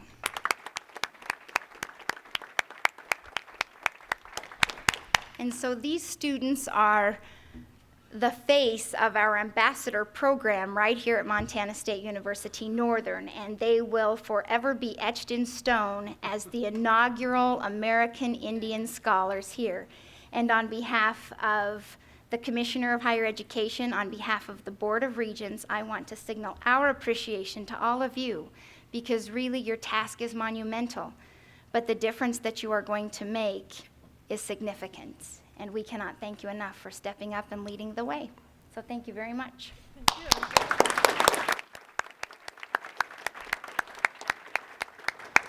So these 4 were part of a group of 43 student scholars who were identified throughout the Montana University system in the spring of 2016.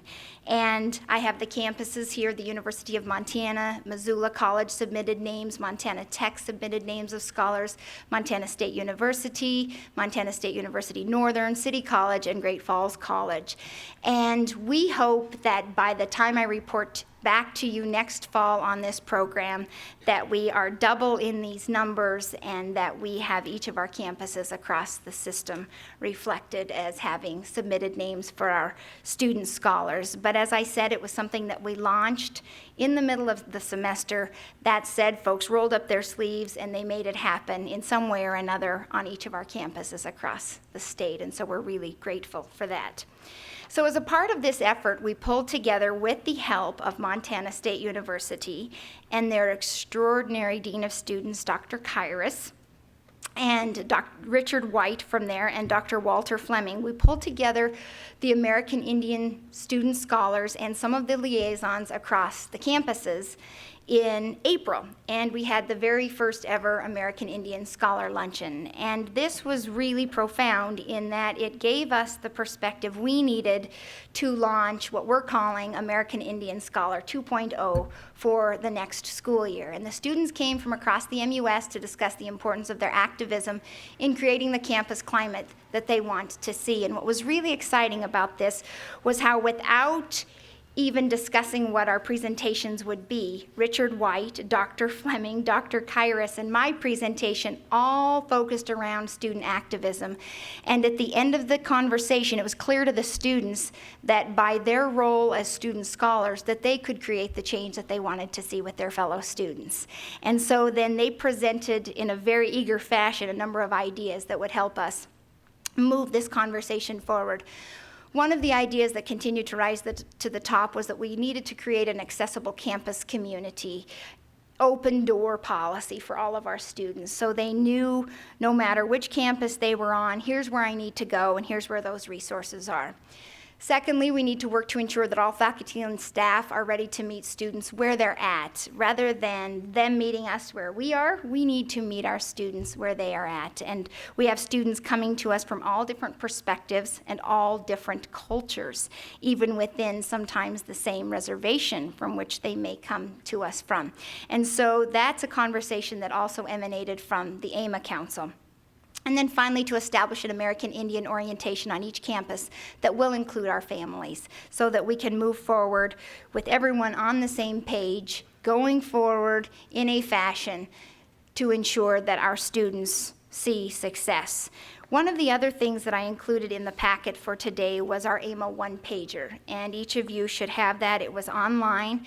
That had a lot of eyes look at it, including the AMA Council. You'll notice that a number of the goals are around our data. Right now, we have 5% of all of our enrollees in the Montana University system are American Indian students, and we have a little bit of room to grow to make sure that that number is commensurate with our actual American Indian population across the state of Montana. Secondly, we have 52.6% of our full-time freshmen who return for their second year in our four-year institutions. And last night I was presenting as part of a TEDx talk in our Lee, and the room was divided with 50 seats on either side. And I asked the audience to consider the fact that half of the group in the room did not come back after intermission.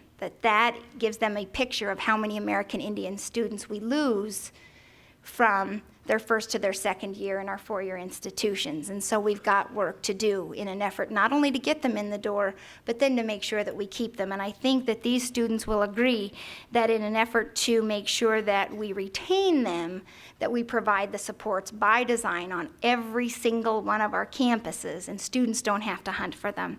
And then finally, we want to increase our student completion numbers. 3.9% of all of our MUS undergraduate completions are American Indian, and so that works out to about 246 students across all of our campuses. And so we have our goals set for us around data, but we also know that we need to improve the human capacity building and the development of relationships. As a classroom teacher, it was all about rigor, relationships, and relevance to student learning. And we're working to grow the relationships with our tribal colleges and to grow the availability of data. And I think that we're going to see that as the tribal colleges sign on to the National Student Data Clearinghouse. And so with that, I just want to signal our appreciation to these students once again and open it up to you for questions. Thank you, Director McLean. And I certainly want to, on behalf of the entire Board of Regents, thank our Indian scholars, congratulate them, and thank you for being here, not just you, but the others throughout Montana. This is an incredible accomplishment. Thank you very much.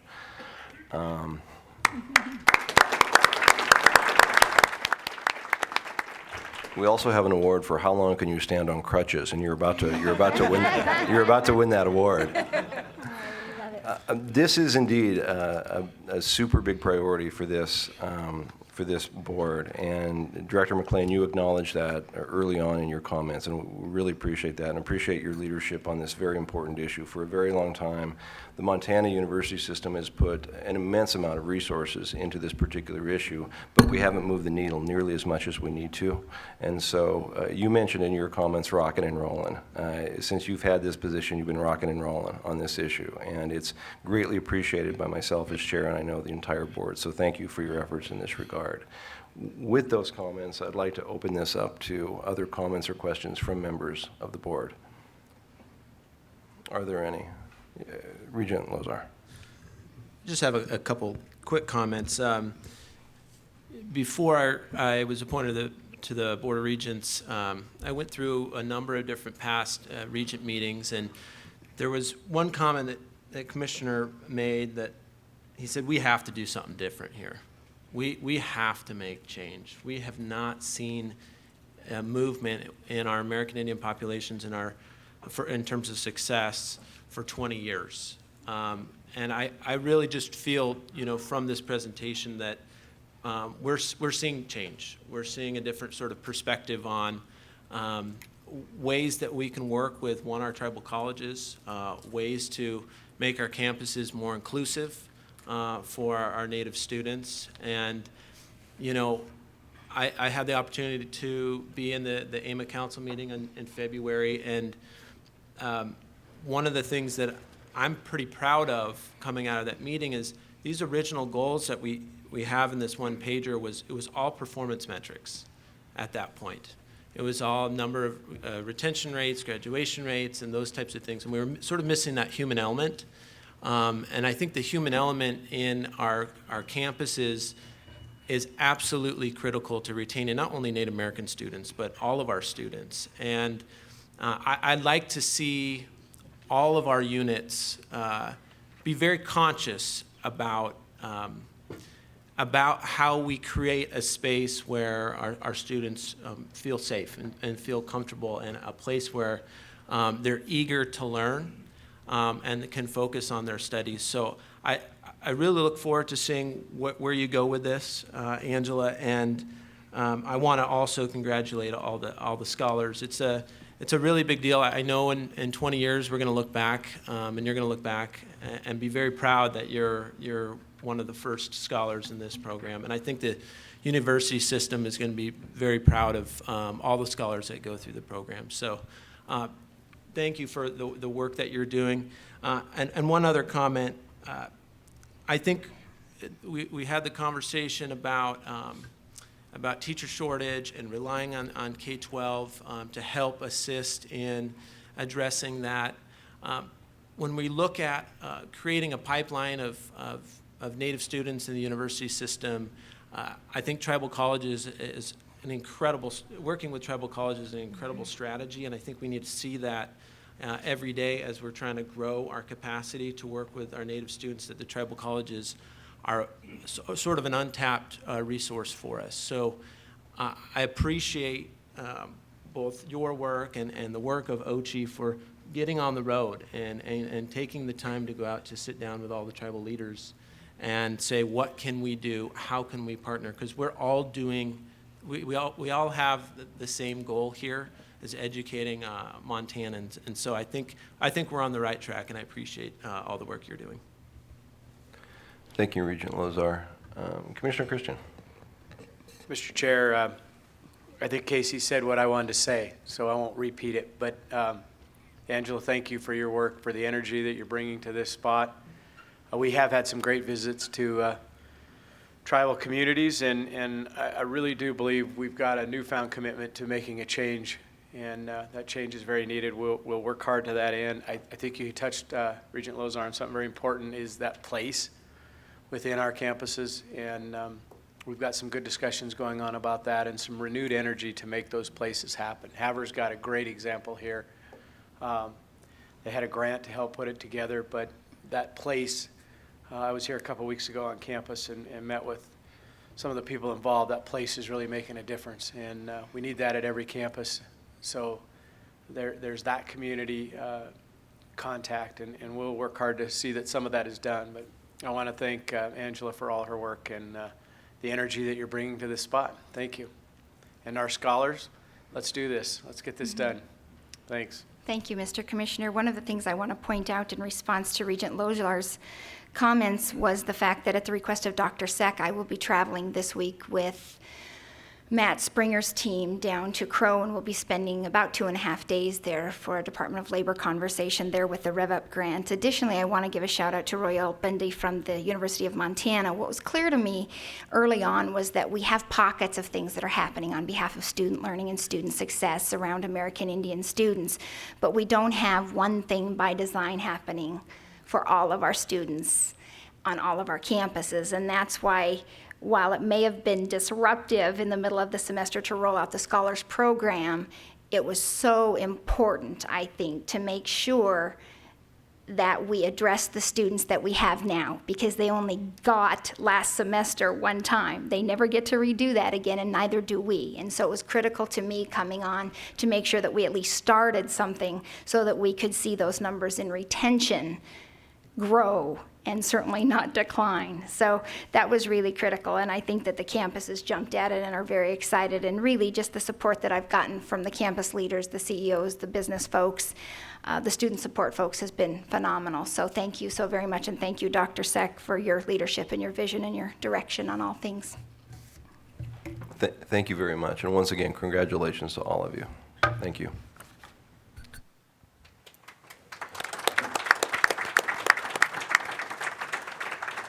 Chair Tuss, I too would like to thank Director McLean for her incredible work, leadership, and passion.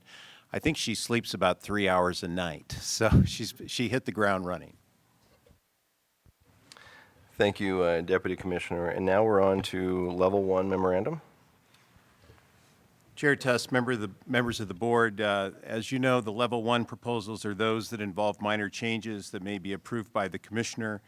And this process has been vetted, involves vetting by campuses via the CAOs. These proposals have been vetted by the CAOs and the ARSA committee on their most recent call. Everyone has concurred to move them forward, and I'm happy to answer any questions. Any questions from the board? Seeing none, let's move on to Level 2 memorandum. If you don't mind going very quickly through these Level 2 items, I think it's worth probably a sentence or two on these, and then Absolutely. Chair Tuss, members of the board, for the Level 2 items, I will start with Flathead Valley Community College. We have a support professional certificate of applied science. This basically allows students to seek employment with a degree after only 1 year of study, and they can then continue on to pursue their AAS in that area.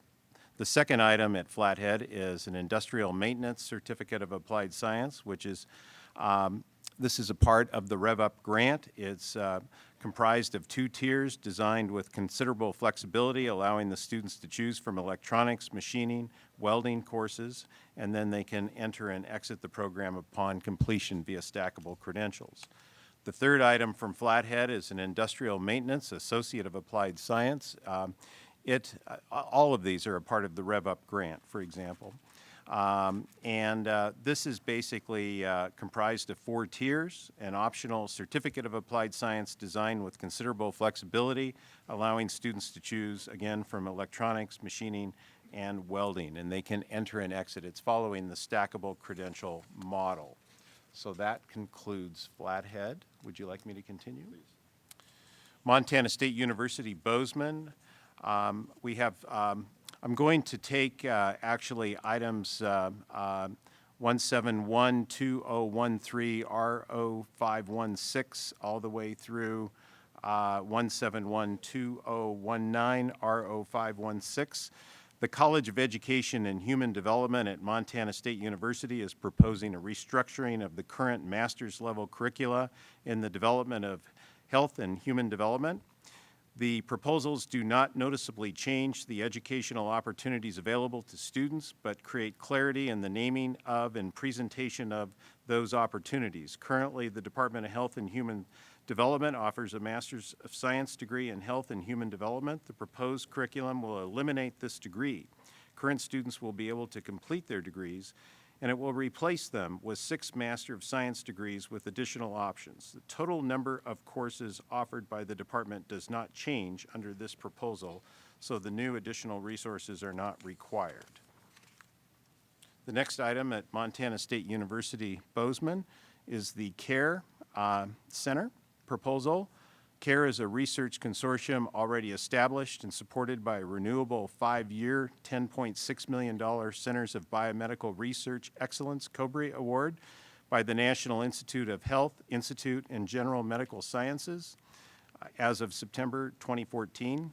The long-term goal of CARE is to reduce significant health disparities in Montana's tribal and rural communities through community-based participatory research that is considerate of and consistent with their cultural beliefs. And we did have some discussion about this in the ARSA meeting and following, and we are planning a meeting this summer for some conversations between MSU and U of M just to get the faculty together to talk about collaboration.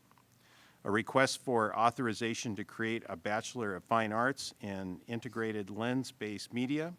The Bachelor of Fine Arts in Integrated Lens-Based Media in School of Film and Photography at MSU Bozeman provides students with an intensive interdisciplinary course of study in film and photographic media that culminates in the creation of 2 capstone projects. Students apply for admission to the BFA at the end of their sophomore year after having completed a prescribed sequence of foundational courses in their production, analysis, and history of film and photography. As a professional degree, the BFA in Integrated Lens Media prepares students to pursue graduate study for careers as professional artists. Moving on to MSU Billings. MSU Billings requests authorization to establish a Department of Healthcare Services.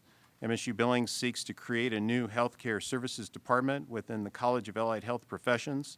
The college was formed in 2004 with 2 departments, Health and Human Performance and Rehabilitation and Human Services. The new department will provide a home to the Health Administration Program as well as future healthcare-related programs.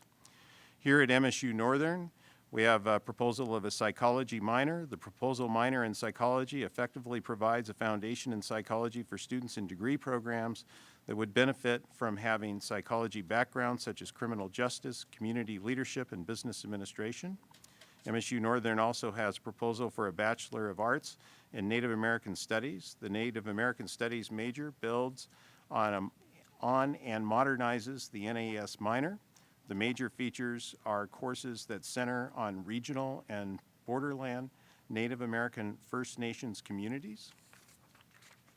Then MSU Northern has several programs under wastewater treatment centers. They have a certificate in wastewater treatment systems, a certificate in wastewater collection systems, a certificate in wastewater treatment systems, and a certificate in water distribution systems. All of the wastewater, water distribution, water treatment certificates being proposed are a modification of the degree programs previously offered here at Northern and placed into moratorium due to low enrollment. The industry does not require a degree, and they are satisfied with a certificate and successful completion of certifying exam. There is a huge need for these individuals, especially in rural Montana. The courses and faculty are in place for this, and there is no additional cost to these certificate programs. Then moving on to the University of Montana in Missoula, we have a Certificate of Applied Science and Construction Management. This creates a 1-year course of study for students seeking training in both the technical and managerial aspects of construction industry. Then we have a Public Health PhD. This proposal requests the approval of a new PhD program in public health within the University of Montana School of Public Health and Community Health Sciences, expanding their current online programs by offering a sustainable research-oriented doctoral degree appropriate for training aspiring public health professionals, tenure-track faculty, and researchers. U of M has a European Studies minor, the Department of Modern and Classical Languages and Literatures at the University of Montana is requesting the creation of a minor in European Studies. They have a Humanities Institute drawing a proposal, drawing on the rich tradition of a scholarship in humanities that reflects over a century of commitment to this goal. The Humanities Institute seeks to advance the scholarly work of faculty and students who desire to explore, illuminate, and expand human self-understanding. Moving on to Montana Tech, we have 3 proposals. The first is a request for authorization to establish a Bachelor of Applied Science in Business Construction Management. This option will add a dimension to the existing Bachelors of Applied Science in Business by providing a construction management option. We have a request for authorization to establish a Bachelor of Science degree in Data Science. This new degree emphasizes data analysis and data management, which are strong points of the statistics and computer science programs at Montana Tech. The statistics program and Department of Computer Science are proposing to convert the data science concentration under the statistics degree to a standalone degree in data science. Then we have a request for authorization at Montana Tech to establish a general studies and academic program at Highlands College.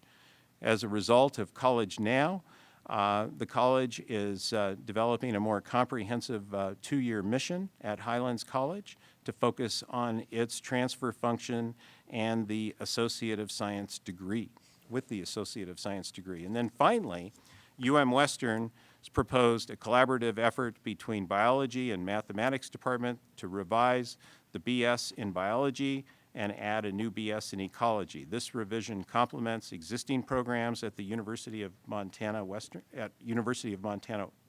in Missoula and allows for both student and faculty research collaborations between Western and Missoula. The revision is in response to student requests and should increase both recruitment and retention for Western's biology and ecology programs. Mr. Chair, that concludes level 2. Thank you, Deputy Commissioner. I would remind the board that we will be seeing these level 2 items again at our September meeting in Billings. Is there any questions or comments about this? Yes, Regent Johnstone. Chair Tuss, thank you. I have no specific comments about any of the items. I'm concerned about the effectiveness of the materials that we receive. There are 417 pages. I confess I've not read them all.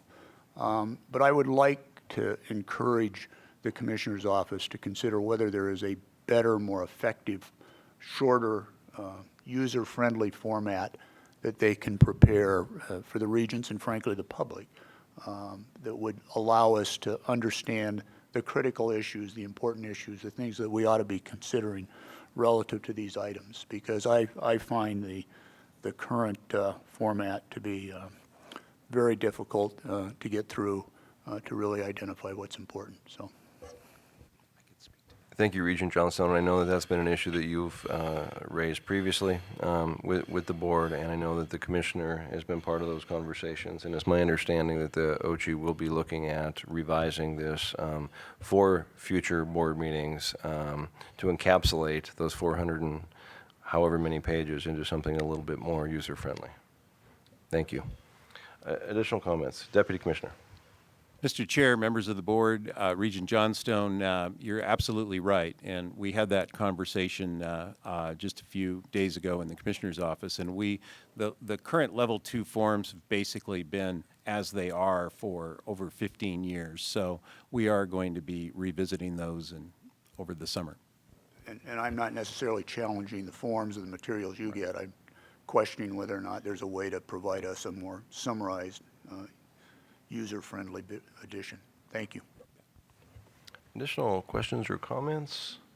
Seeing none, I believe that our committee work is done today. And Deputy Commissioner Seck, thank you very much for your work today.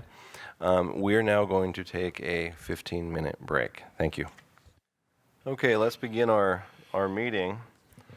And we're now at that point where we will go into the action agenda for action on the various items that require it that we've been talking about for the last day and a half. And the first committee that we'll be discussing, which we won't be discussing, is the 2-year committee because there's nothing to talk about on that. So we will now turn to the Academic Research and Student Affairs Committee. And we do have the Level 2 memorandum on the consent agenda. Is there a motion to approve the consent agenda? It's been moved by Regent Johnstone. Is there further comments from members of the board, from campuses, or the public? Seeing none, all in favor signify by saying aye. Aye. Opposed, no. The motion passes. We have one action item, and that is action item A, the revised mission statement for MSU Northern. Is there a motion to approve? So moved. Been moved by Regent Johnstone. Is there further comments or questions from members of the board, from the campuses, or the public? Further comments? Further comments? Seeing none. All in favor of the motion signify by saying aye. Aye. Opposed, no. The ayes have it. Let's now move on to the Staff and Compensation Committee, where there are, as noted yesterday, a number of items that all fall under the consent agenda for this particular committee. Is there a motion to approve the consent agenda? So moved. It's been moved by Regent Nystuen. Thank you, Regent Nystuen. Are there further comments from members of the board, from campuses, or the public? Additional comments? Seeing none, all in favor signify by saying aye. Aye. Opposed, no. The motion passes. We will now move on to the Administrative Budget and Audit Oversight Committee. And we have items A through H on the consent agenda. Is there a motion to approve? It's been moved by Regent Johnstone. Are there further comments from members of the board, from campuses, or the public? Seeing none, all in favor of the motion signify by saying aye. Aye. Opposed, no. The motion passes. On action items, there's quite a few here. We will go through first, item A, revisions to the Montana University System Performance Funding Model, which came to us from OCHI. Is there a motion to approve? It's been so moved by Regent Nystuen. Is there further comments by members of the board, from the campuses, or the public? Seeing none, all in favor of the motion signify by saying aye. Aye. Opposed, no. The motion passes. Item B, present law adjustment, present law budget by OCHI. Is there a motion to approve? So moved. Been moved by Regent Johnstone. Are there further comments by members of the board, from the campuses, or the public? Seeing none, all in favor of the motion signify by saying aye. Aye. Opposed, no. The ayes have it. Action item C, fiscal year 18-19 Montana University System Long Range Building Priority List, an item that came to us from OCHI. Is there a motion to approve? So moved. Been moved by Regent Johnstone. Is there further comments by members of the board, by campuses, or the public? Seeing none, all in favor of the motion signify by saying aye. Aye. Opposed, no. The motion passes. Action item D, authorization to name School of Computing MSU Bozeman. Is there a motion to approve? I so move. Been moved by Regent Nystuen. Are there further comments from members of the board, from the campuses, or the public? I do have a comment that I'd like to begin with. I want to thank the many people who took time to contact us about this issue. Those comments, honestly, for the most part, were against accepting this donation. However, I also acknowledge the good that this gift will bring to future generations of students at MSU Bozeman. I believe it would be inappropriate to make a decision to reject this item due to politics or for philosophical differences. However, I also think it is inappropriate to not acknowledge the great number of people concerned by the timing of this donation and other concerns brought to our attention by the LGBT community. And with that, I would ask if there are any additional comments from members of the board, and I believe there is one. Regent Johnstone. Thank you, Chair Tuss. I intend to vote in favor of the resolution. I do so with mixed feelings, but I do so on balance because I believe the greater good of the university will be served by the acceptance of the gift rather than its rejection. There's no doubt in my mind that the gift will enhance the quality and value of the computer science program and increase and improve educational opportunities for many students far into the future. There's also no doubt that the GN40s have been exceptional business leaders in our state and great supporters of the university and the computer science program over a long period of time. The gift in question is the capstone of a long record of giving. For their leadership and support, they deserve our thanks and recognition. I believe the proposed naming is justified as an appropriate statement of appreciation and recognition. At the same time, I want to make very clear that my vote to accept the gift does not constitute an endorsement or statement of my approval for all of the GN40's reported beliefs or opinions. To the contrary, I strongly disagree with some of those reported beliefs, particularly as they relate to protections for our LGBT communities. Further, I do not believe that approval by this board to accept the gift would represent such an endorsement. If I felt otherwise, I would not vote to accept the gift.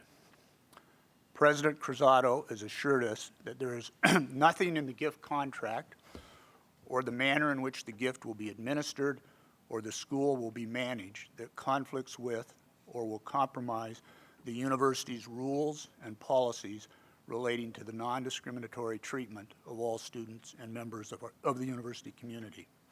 In voting yes, I am affirming my commitment to assure that this is the case, and I hope that those of you who also vote yes will join in this commitment. And last, it's been suggested that the gift or the timing of the gift was motivated by political considerations. The GN40's long pattern of giving to the computer science program and the deadline for satisfying the matching requirement for the South Engineering project suggest other motivating factors.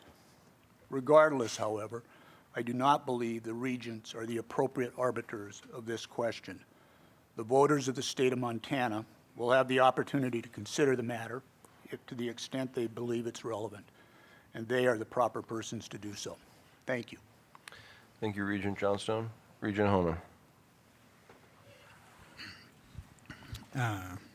Many of my same thoughts were just said far more eloquently than I could ever say them by Regent Johnstone, but I want to take a moment to recognize the students specifically who have been very, I think, outspoken in this process.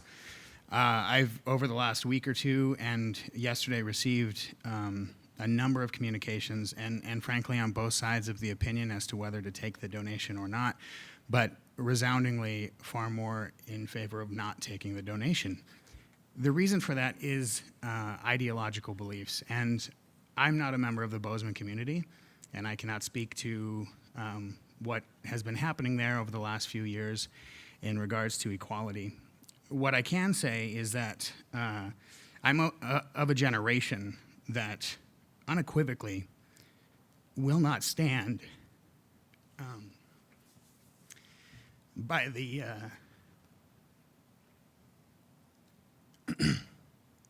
mistreatment of any of our members, Native, transgendered, gay, straight, queer, and any actions to the contrary, in my opinion, are untenable. I cannot speak to those actions in Bozeman, but I can speak to what I heard from students. And so I say this in two things here. One, that the beliefs of those students be taken into account moving forward after this gift. And two, that I believe across our campuses that our students need to be a more integral part of the decisions that our foundations make. It's been an issue on UM's campus. It's now an issue on MSU's campus. And I think it's time that the students have a say in that process.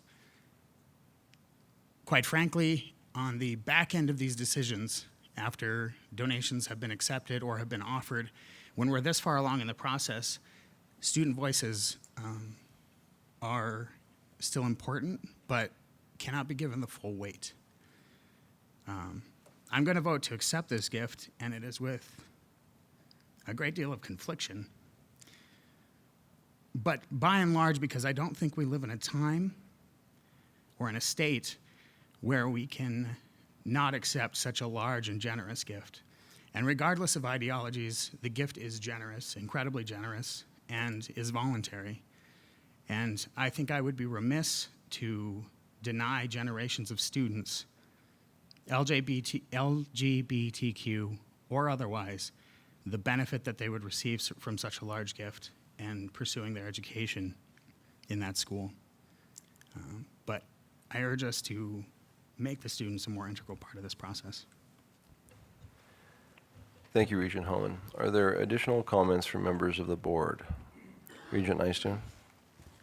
Thank you, Chair Tuss, and thank you, Regent Homan, for your heartfelt comments. I too plan to vote for this, but it's with total recognition of the at least 3 dozen emails I've received, heartfelt emails from people that have conferred incredible amounts of concern about their beliefs and so forth. I would submit to you, I've never felt having been any type of hatred towards me, nor any type of discrimination or anything like that. And it's got to be tough to walk in those shoes of those that do. Regent Homan brings up a valid point, I think, about how we go about these types of naming events and donor recognition. I remember a year ago in Kalispell, the controversy over the University of Montana Law School, the naming of that. Here we are today with accepting a gift of almost same size and same type of controversy here today. These should be happy days. They should not be filled with controversy for these types of events. I think we, as the Montana University system, our campus leaders and foundations, need to revisit our policies and freshen them up. I think we owe it to them to do so. I think we just look at the successes of this. President Engstrom, in spite of the controversies that you've experienced in Bozeman, 3 years in a row, $50 million, your foundation and you and your team are doing here. That's admirable.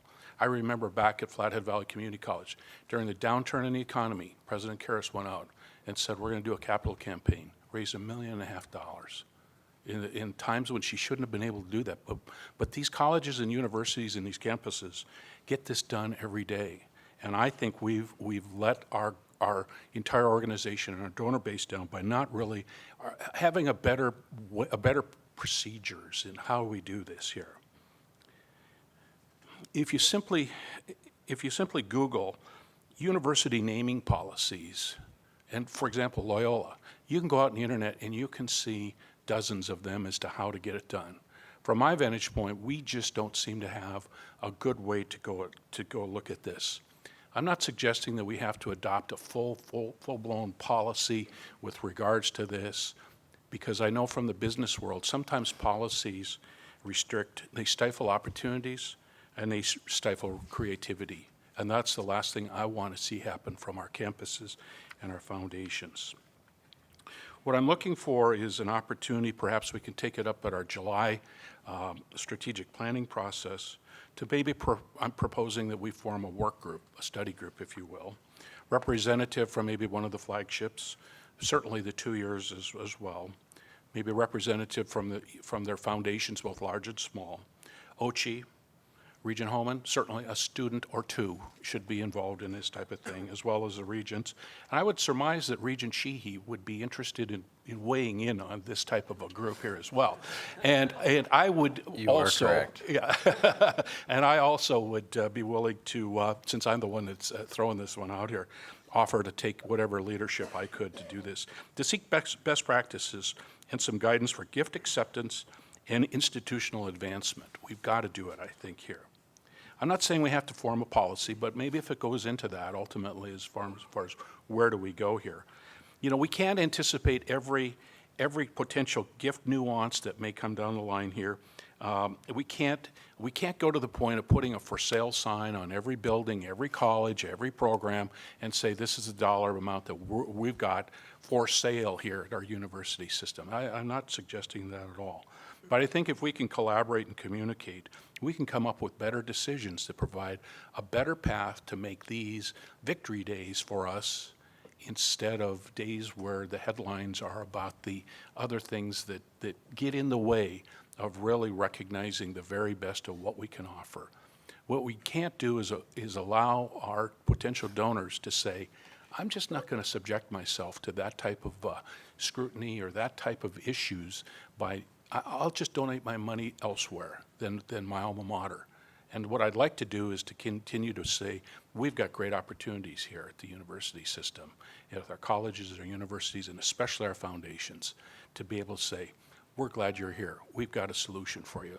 Let's talk about this and take it to a new level. So I think that's where we as the folks around this table have got an opportunity to do better. So with that, again, I do plan to accept this gift and thank the GN40s for their generosity and with total respect to the people that would find it otherwise. So thank you, Mr. Chair.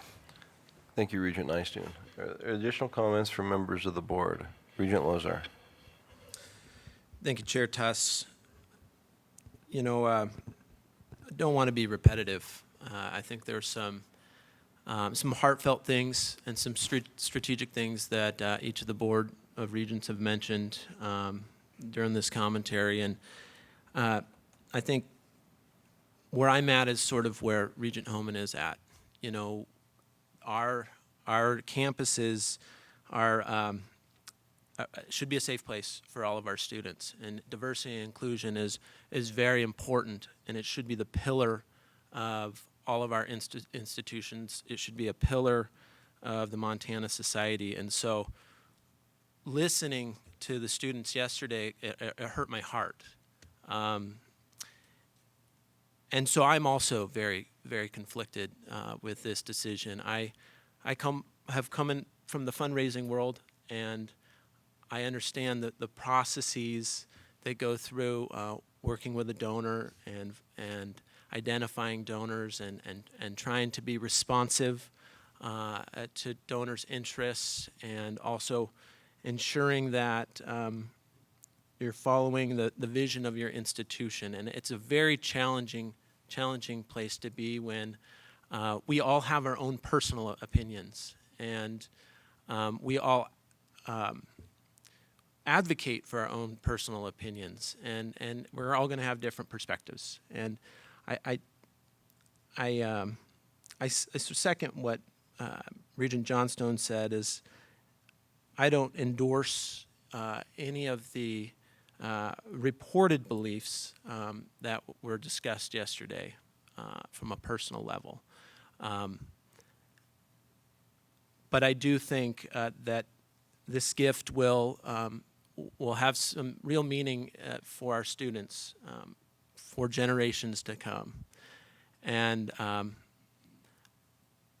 wish the timing wasn't the way it is right now. The reality is there's timing complications, considerations that we're processing, but I really feel that it's in our best interest to accept the gift and accept the naming of the school. And I want to tell the students that even though this is a decision that I'm voting on, that I will continue to strive to ensure that when you're on your campus, it's a good place to be. It's a safe place to be.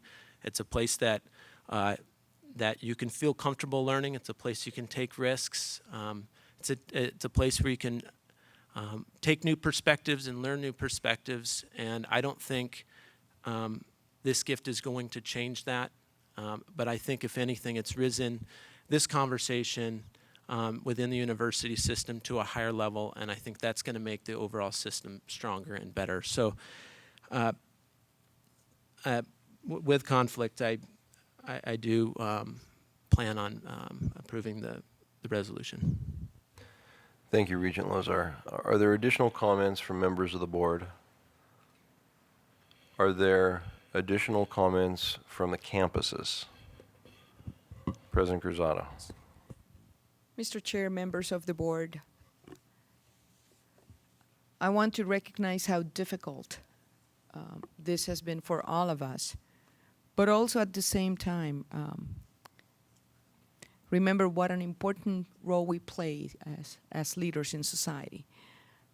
When I heard our students yesterday speaking in favor and against this gift, I just need to say I felt so proud of the students of Montana State University, because they were able to articulate their beliefs in an eloquent manner, in a heartfelt manner, but also in a respectful manner.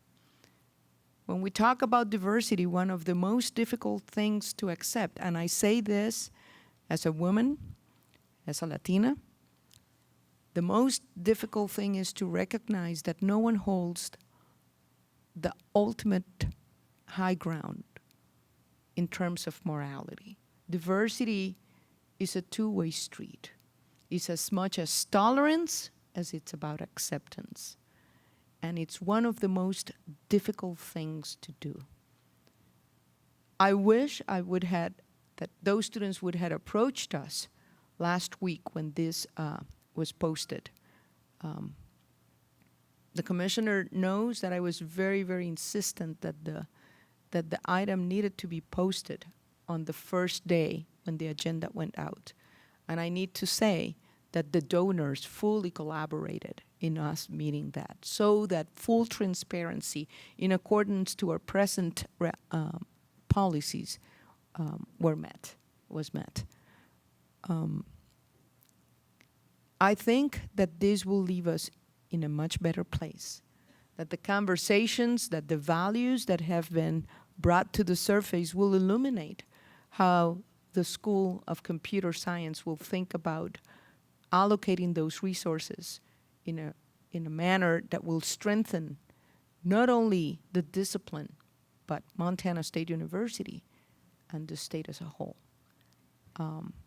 With that, I need to express my gratitude to all the students of Montana State University, the faculty, the constituents who have expressed their opinion in favor and against of this, to the donors and to the Board of Regents for listening to this. One last issue that sometimes our constituents sometimes do not understand.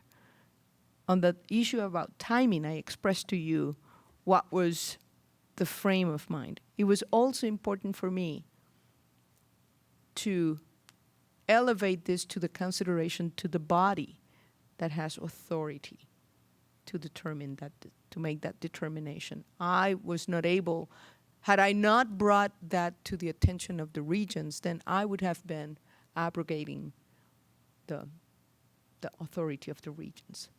So we're all in a situation that has called us to ponder and reflect about the future of the young people of Montana. And for that, as I said, I think that we're going to be in a much better place. Thank you to all.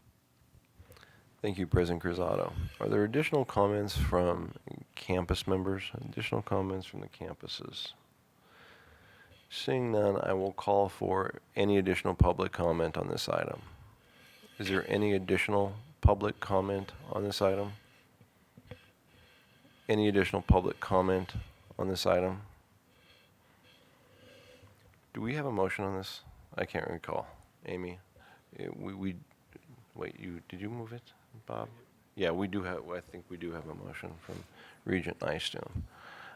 Given that there is no additional comment on this item and seeing none, we do have a motion on the floor for approval.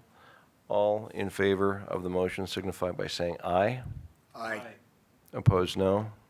The motion carries. Item E, authorization to accept the donation of real property from the Montana Tech Foundation, an item that comes to us from Montana Tech. Is there a motion? So moved, or a nod. But I move. Been moved by Regent Johnstone. Is there further comments from members of the board, from the campuses, or the public? Seeing none, all in favor signify by saying aye. Aye. Opposed, no. The ayes have it. Item F, authorization of sanitary sewer construction project and execution of an easement between Butte Silver Bow and Montana Tech. So moved. There's been a motion to accept. Further comments from members of the board, from campuses, or the public? Seeing none, all in favor signify by saying aye. Aye. Opposed, no. The ayes have it. Item G, authorization to remodel liberal arts building, Missoula. Is there a motion? Been moved by Regent Homan. Is there additional comments from members of the board, from the campuses, or the public on this item? Seeing none, all in favor signify by saying aye. Aye. Opposed, no. The motion carries. Item H, authorization to provide an increase in the Associated Students of the University of Montana student fees from Missoula. Is there a motion to accept? So moved. Been moved by Regent Nystuen. Is there further comments from members of the board, from campuses, or the public?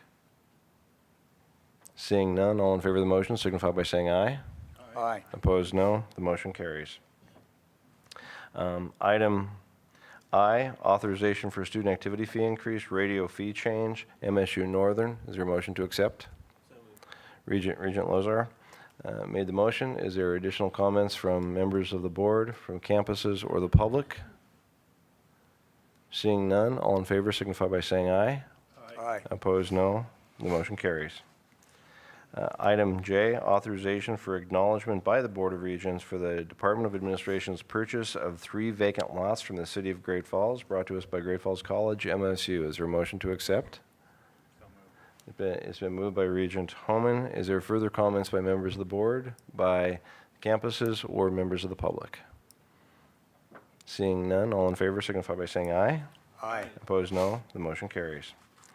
Item K, tuition and mandatory fee increase for Flathead Valley Community College. Is there a motion?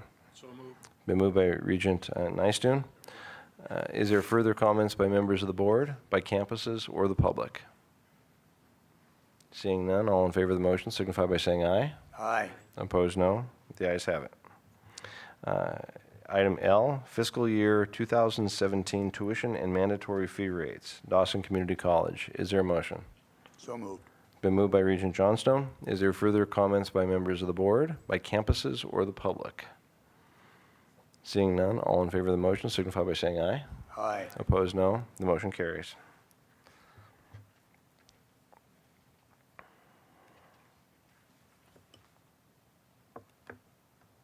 Is that it?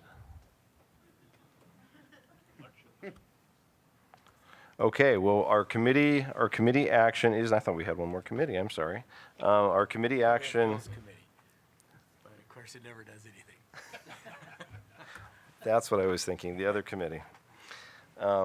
Thank you for everybody for this morning's very thoughtful comments. At this point, as we typically do during the May meeting, we do have election of officers of the board, and I will officially turn the gavel over to the commissioner for this particular item. Thank you, Regent Tuss. Members of the board, according to our bylaws, Article 4 of our bylaws, at the end of each May meeting, we will elect officers to serve as, or a chair and vice chair, I should say, to serve as leadership for our board. At this time, members of the board, I would open up the floor for nominations to serve as chair of the Montana Board of Regents. Are there any nominations? Regent Johnstone, Regent Nystuen, sorry. Thank you, Mr. Commissioner. It would be my distinct privilege to nominate Paul Tuss to continue to serve us as chair of the Montana Board of Regents. So I'd make that motion, or that nomination. To the extent necessary, I would second that nomination and We will accept a second in this occasion. and add that I think Paul has done just an outstanding job of leading the board over the last year and very worthy of being reelected. Thank you. Are there any further nominations for chair of our board? Seeing none, I would close the nominations. And at this time, I would ask for a vote. Is there any comments from the board regarding the nomination of Paul Tuss to serve as chair? Members of the campus community? Members of the public? Seeing none, all those in favor of Paul serving as chair, please signify by saying aye. Aye. All those opposed? Regent Tuss, you've been elected to serve as chair for yet another year.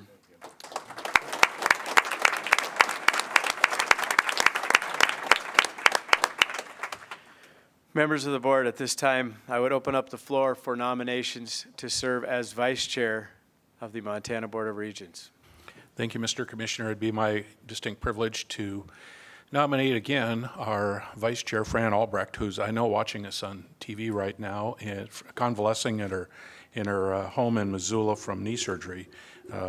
We've missed having Fran here today, and I wish we could all look her in the eye and say we'd support a nomination for her to continue to be our Vice Chair.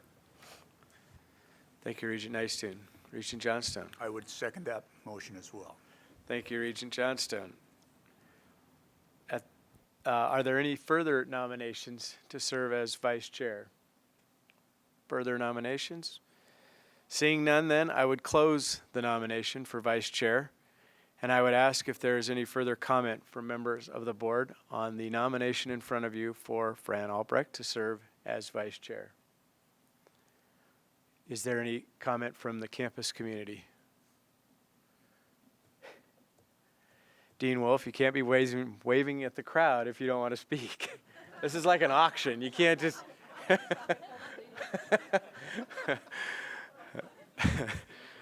All right. Yeah.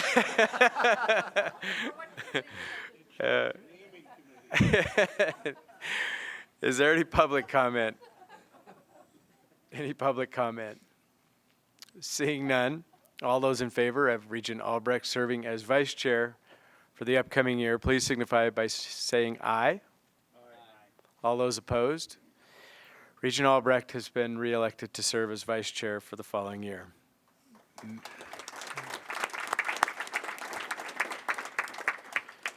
Mr. Chair, this ends our election process.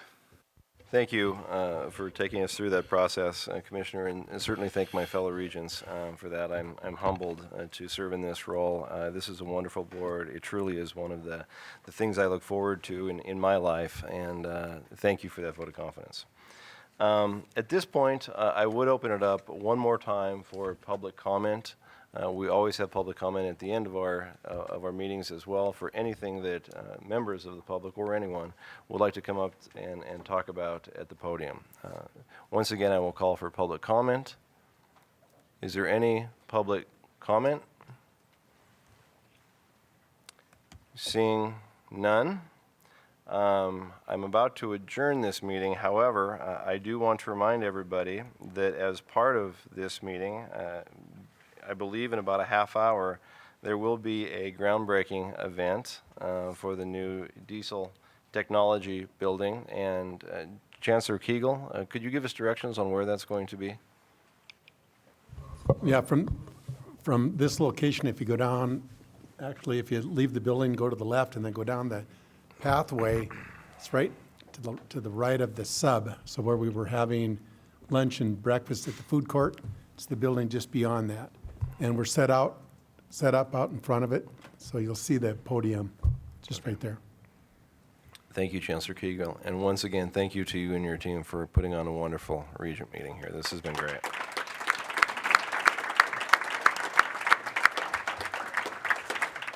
And seeing no additional comments, the meeting is now adjourned.